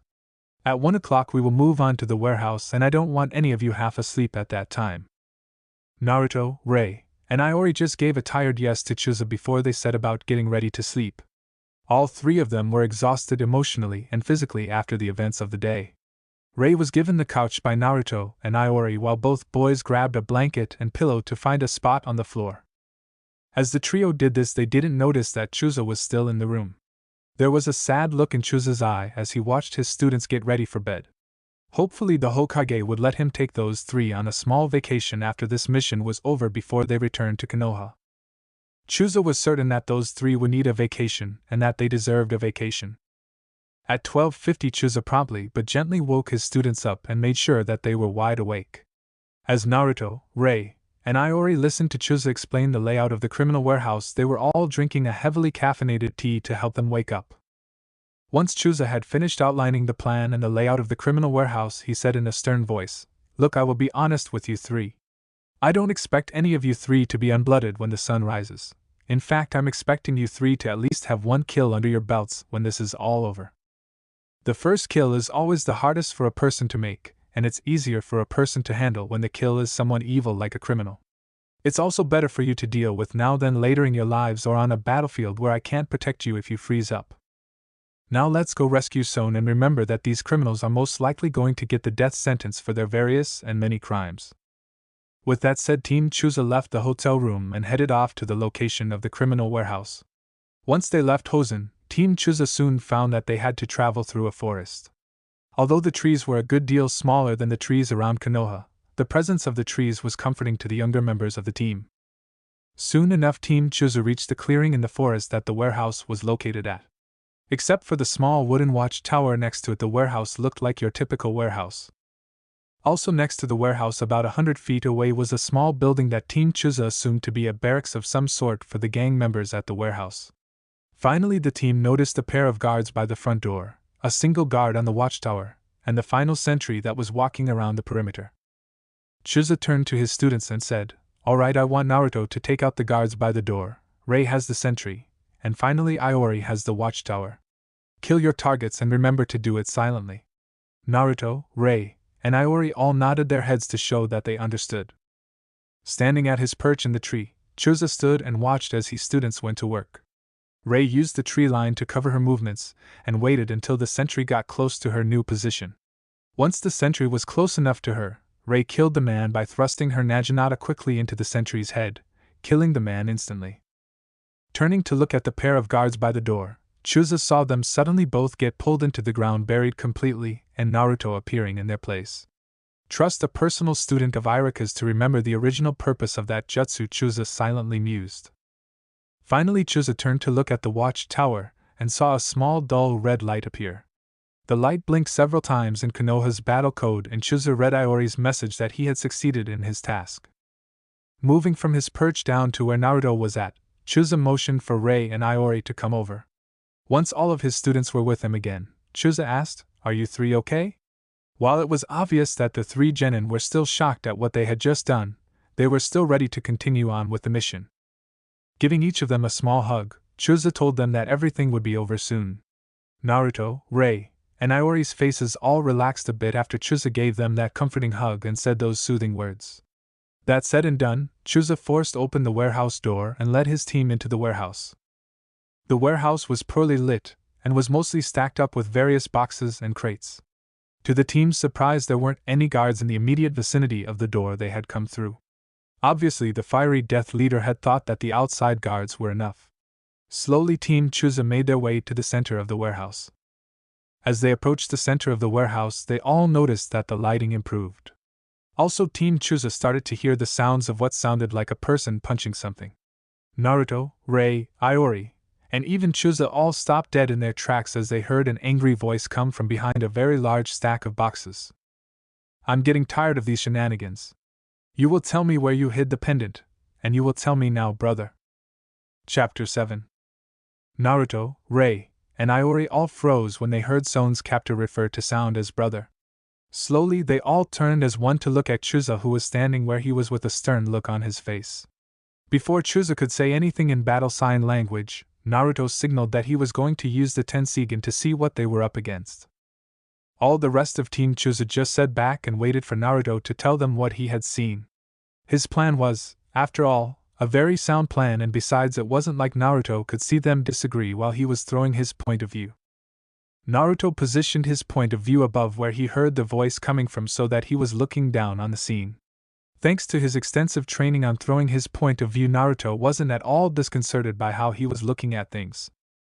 Instantly Naruto noted that there were only 4 people in the small clearing behind where his body was. 2 of the people were your stereotypical goons with the slightly dumb look on their face thrown in for free. Besides Dumb and Dumber, Naruto could see a man tied up in a chair looking like he had been hit a few times. Finally, the last man looked a lot like the person that was tied up, and that last person had a slightly maniacal look in his eyes. After making one final check to see that he didn't miss anyone, Naruto disengaged that part of his bloodline and returned to his original point of view.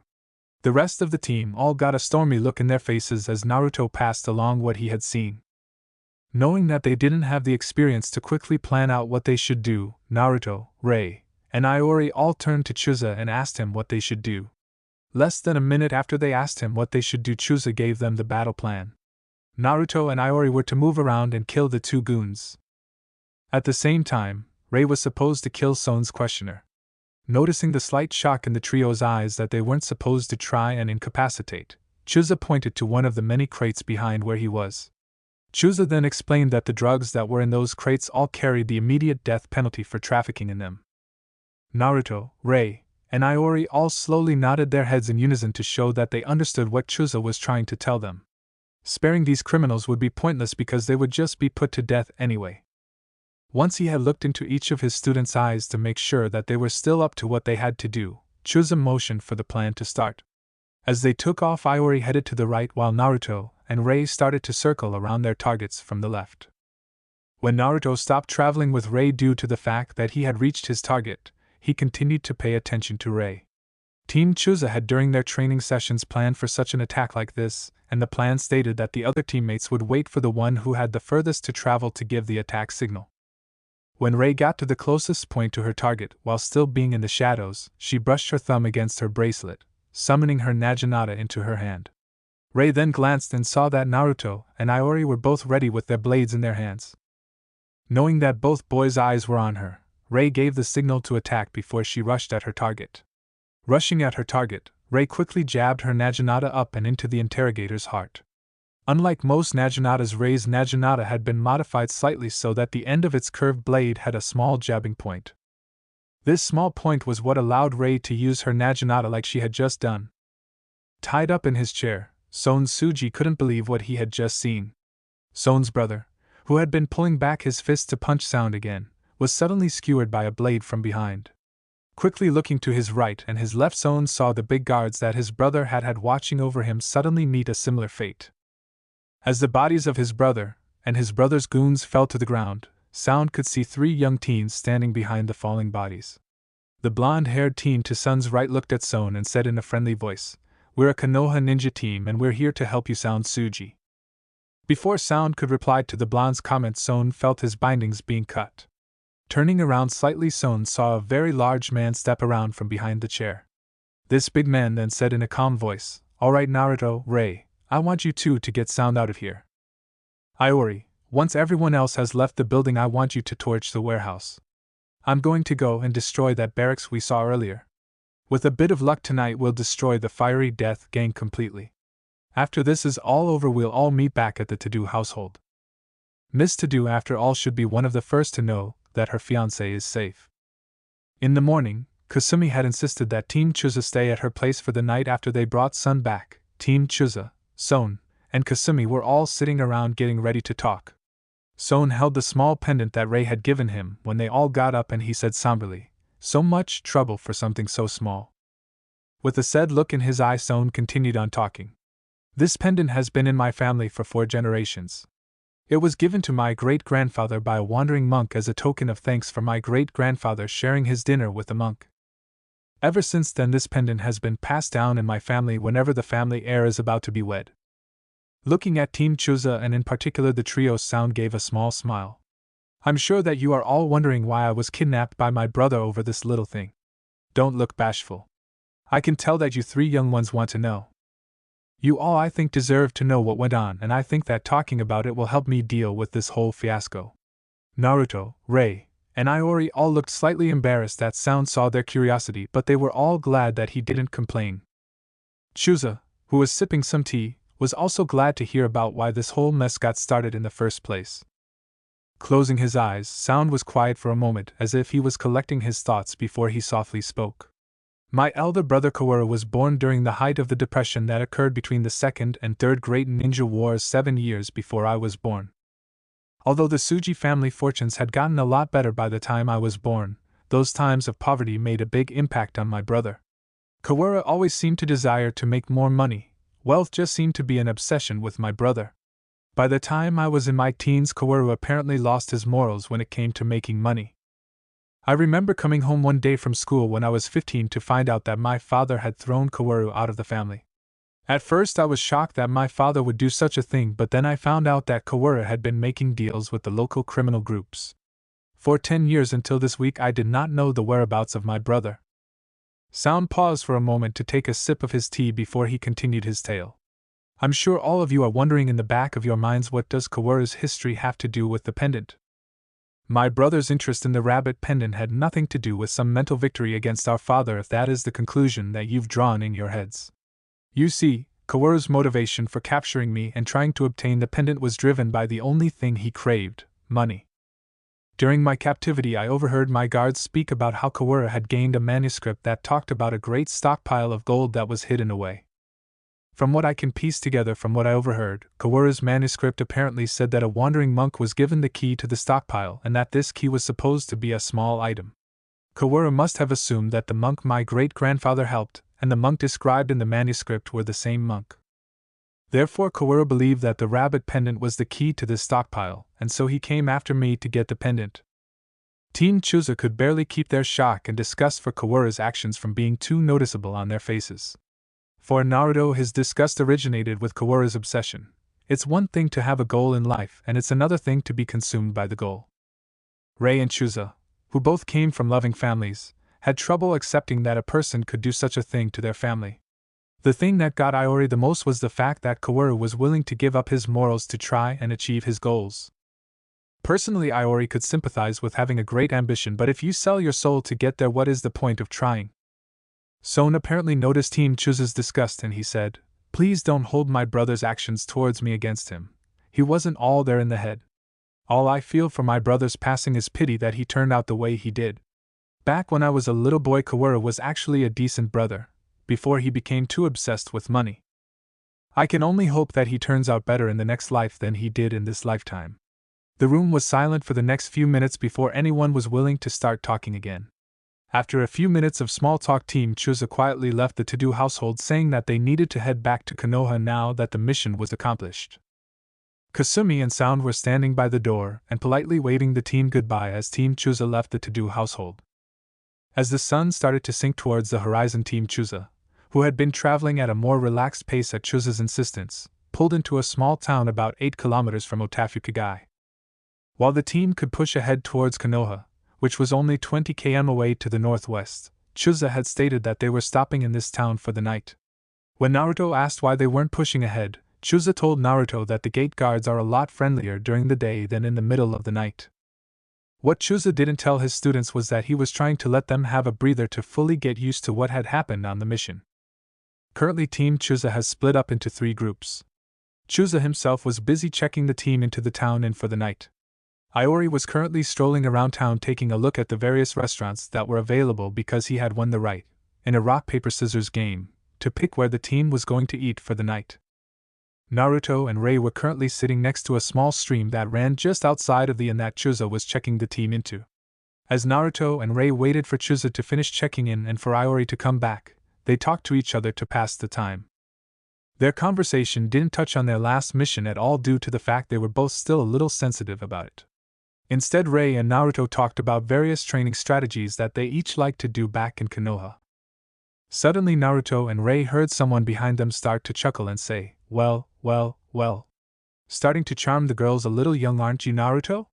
Rei and Naruto, both sporting the tiniest hints of blushes on their cheeks, turned around to see a white-haired man with red lines coming down from his eyes looking at them. The unknown man shifted his gaze over to Rei for a second and then smirked. Well, Naruto, if you're going to start early, at least you're on the right track flirting with a beauty like this girl. Naruto moved so that he was slightly in front of Rei, and he also moved his hands so that they could quickly grab his kodachis if this unknown man started to cause trouble. In the back of his mind, Naruto was wondering how on earth this person could know his name. After all, most of Konoha tried its best to ignore the fact that he existed, and except for this latest mission, Naruto had never left Konoha's walls. Narrowing his eyes, Naruto said with a light edge in his voice, "Who are you and how do you know my name?" The man then let out a good laugh and said while doing a strange dance, "Who am I?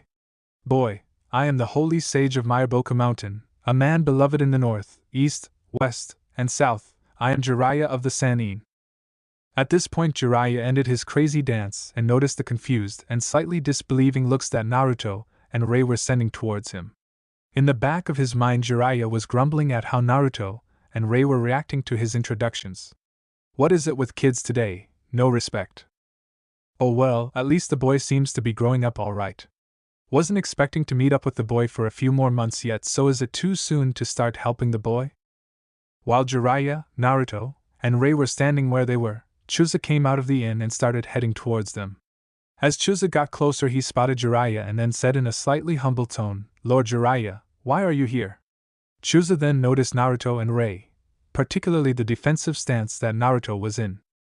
With a friendly fatherly voice, Chuza said, "Don't worry, Naruto. Lord Jiraiya is one of Konoha's most trusted ninjas, so stand down." In fact, Lord Jiraiya was the student of the 3rd Lord Hokage and the personal tutor of the 4th Lord Hokage. After seeing Naruto stand down from his ready position and go back to standing next to Rei, Chuza inquired with a questioning voice, "Lord Jiraiya, is there any reason why you're in this small town talking to my students? If so, is there any way that I can be of assistance to you?" Jiraiya just stuck his hands in his pockets, gave a slight shrug, and then said in a nonchalant manner, "I'm just passing through Chuza. Tomorrow I'm going up to Otafukagai for some well-deserved R&R. Also, I was planning on doing some research there for my latest book." At that point Chuza's face formed a small frown. It was slightly embarrassing after all in Chuza's mind that a man like Lord Jiraiya would waste his time writing such trashy books. Just as Chuza's face went back to its previous neutral state, Jiraiya spoke up again. "Look, Chuza, can I borrow Naruto for a minute? It shouldn't take more than a few minutes and then you and your team can go about your business." Figuring that Jiraiya must have a good reason for requesting Naruto's time, Chuza agreed to let Jiraiya and Naruto go talk. Jiraiya then led Naruto a little ways away from Chuza and Rei before Jiraiya started to talk. "Naruto, you most likely don't know it, but Yandame was a very good friend of your mother. When the Yandame heard that your mother was expecting you, he wrote to me and requested that I allow your mother to sign the Toad contract as a gift to celebrate your birth." Jiraiya then pulled a large scroll from behind his back before he continued on. "Due to Kyuubi attacking, your mother died before she could sign the contract. Now normally I wouldn't offer this to Naruto, but I'm going to offer you the chance to sign the Toad contract in your mother's place. Knowing Yandame like I did, I figured that he would most likely have requested that you sign the contract as well once you became a ninja." Naruto stood where he was at that moment and thought about what Jiraiya had told him. The Yandame being friends with his mother would at least partially explain why the Yandame had chosen him to contain the Kyuubi. Recalling one of his and Iruka's private conversations, Naruto pulled up all that he knew about summoning contracts. According to Iruka, a summoning contract was a binding agreement where a ninja agreed to pay with his blood and chakra for the help of one particular group of summoned creatures. Once a person signed a contract, that person was forever bound to a particular group of summoned creatures and would never be able to sign another contract. His enemies would become his summoned's enemies and their enemies would become his enemies. The same thing went for friends, at least according to what Iruka knew. Personally, Naruto was willing to believe Iruka because Iruka never taught something unless Iruka was sure that it was correct. Out of the various summoning contracts that Naruto knew of, he figured that the only contract besides the toads that Jiraiya was offering that he had a shot at getting to sign was the monkey contract. However, there were two important facts in Naruto's mind that had an impact on his decision. First of all, his family apparently had at least a passing association with the toads. Second, and most important in Naruto's mind, was the issue of future summoners. Both Jiraiya and Sarutobi were quite old as far as active ninja went, but there were differences between the two that were relevant for Naruto's decision. Sarutobi had his children, Konohamaru, and a few younger grandchildren to pass the monkey contract on to when Sarutobi died. While Jiraiya, on the other hand, was the last living member of his family, and all of Jiraiya's students had died. If there were no living summoners for a contract, then the contract would be taken away by the summons to their home. That fact made up Naruto's mind, and he decided to accept Jiraiya's offer. There was no way that Naruto would allow the toad contract to vanish if he had a chance. Although all summon home locations were tightly guarded secrets, only Jiraiya knew where Myoboku Mountain was, so if the contract vanished it would most likely stay gone until someone managed to stumble upon Myoboku Mountain again. Besides, Naruto had always admired the toads when he heard about how the Yondaime was known to use them in battle. With a serious but still cheerful face, Naruto said, "All right, Jiraiya, I'll sign the toad contract." Placing the large scroll on the ground, Jiraiya opened the scroll so that his name, Minato Namake's name, and a few blank columns were visible. Looking up from his squatting position, Jiraiya said, "All right, Naruto, signed the contract.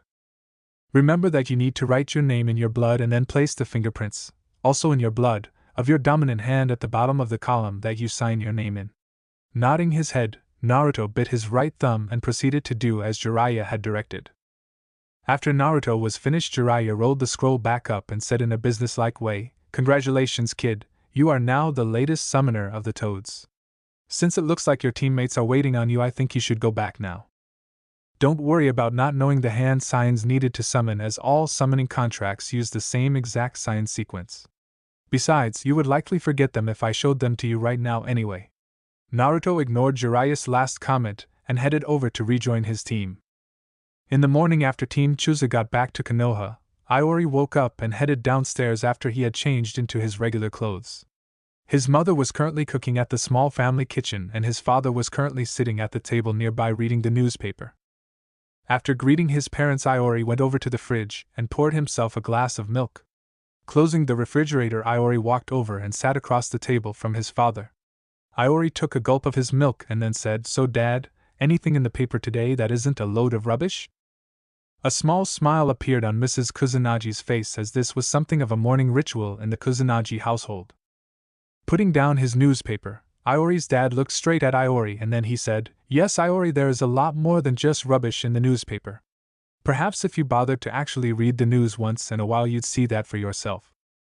Mrs. Kusunagi noticed that her husband seemed a bit more tense than usual and inquired as to what he had read. Pinching the bridge of his nose, Mr. Kusunagi said, "Sorry, dear, and sorry, Iori, for sounding a little sharp today. I just read about how the Wind Daimyo died last night due to falling down a flight of stairs because he slipped on some tea." Blinking his eyes, Iori took a second to process what his father had just told him. After his mind processed the information, Iori shrugged his shoulders and said, "A suitable ending for a stupid buffoon." All Mr. Kusunagi did about Iori's comment was to ask for some more coffee. It was an open secret that most of Konoha's higher-level ninjas had no real respect for the Wind Daimyo, and would be glad to see him go. In fact, the only people who would move the Wind Daimyo's passing would be a few civilian councilmen, and some paper-pushing ninjas who would miss the decline of missions from Wind Country. That those missions would decline was a given, as the heir to Wind Country was known to have opposed his father on many domestic and fiscal issues. Going on to more pleasant topics, Iori was asked how his mission went, as he had only given vague details about it when he came home yesterday. Figuring that there was no harm in telling his parents about the mission, Iori gave them a detailed report on the mission. Iori then went on to talk about the journey back to Konoha and in particular his teammates' run-in with Jiraiya. On hearing that one of Iori's teammates had signed a summoning contract, Iori's parents gave each other a quick glance. After looking at each other for a moment, they nodded their heads and Mr. Kusanagi said, "Well, Iori, that sounds like an interesting mission you just went on. Before you meet with your teammates today, why don't you sign the family summoning contract? You were going to get it later, but your mother and I think that you've shown enough maturity to be allowed to sign now. Besides, this way you and your teammate can learn to summon at the same time." Iori was surprised when he first heard his father mention the summoning contract, but then a smile appeared on his face. The mongoose contract had been in the Kusanagi family for generations, and it was one of the few items that Iori's parents had been able to take with them when they fled from grass country. Although not as famous as the toad, slug, or snake contract, the mongoose contract was respected due to the mongoose's noted abilities for being agile and for their knack in fighting other summons. Usually the mongooses would dismiss a summoned animal after they attacked. However, the mongooses were known to occasionally kill another summon, like Hokage, the mongoose boss, killed Manda's father before Manda took over the snakes. Mrs. Kusanagi then went upstairs and came back down a few minutes later carrying the contract in her arms. With a smile on her face, she set the contract down on the table in front of Iori and said, "Here you go, son. Please put this back upstairs in the master bedroom once you're finished signing. After that, wake up the twins and tell them that breakfast will be ready in 15 minutes. Naruto, Rei, and Iori were all sitting around at Team Chuza's usual training ground talking about what had happened since they had come back from their last mission. Naruto talked about how he and Iruka had gone to Naruto's favorite ramen stand to celebrate a successful C-rank mission. Iori explained that he mostly just lazed about at home for that afternoon, and that he played with the twerps as well.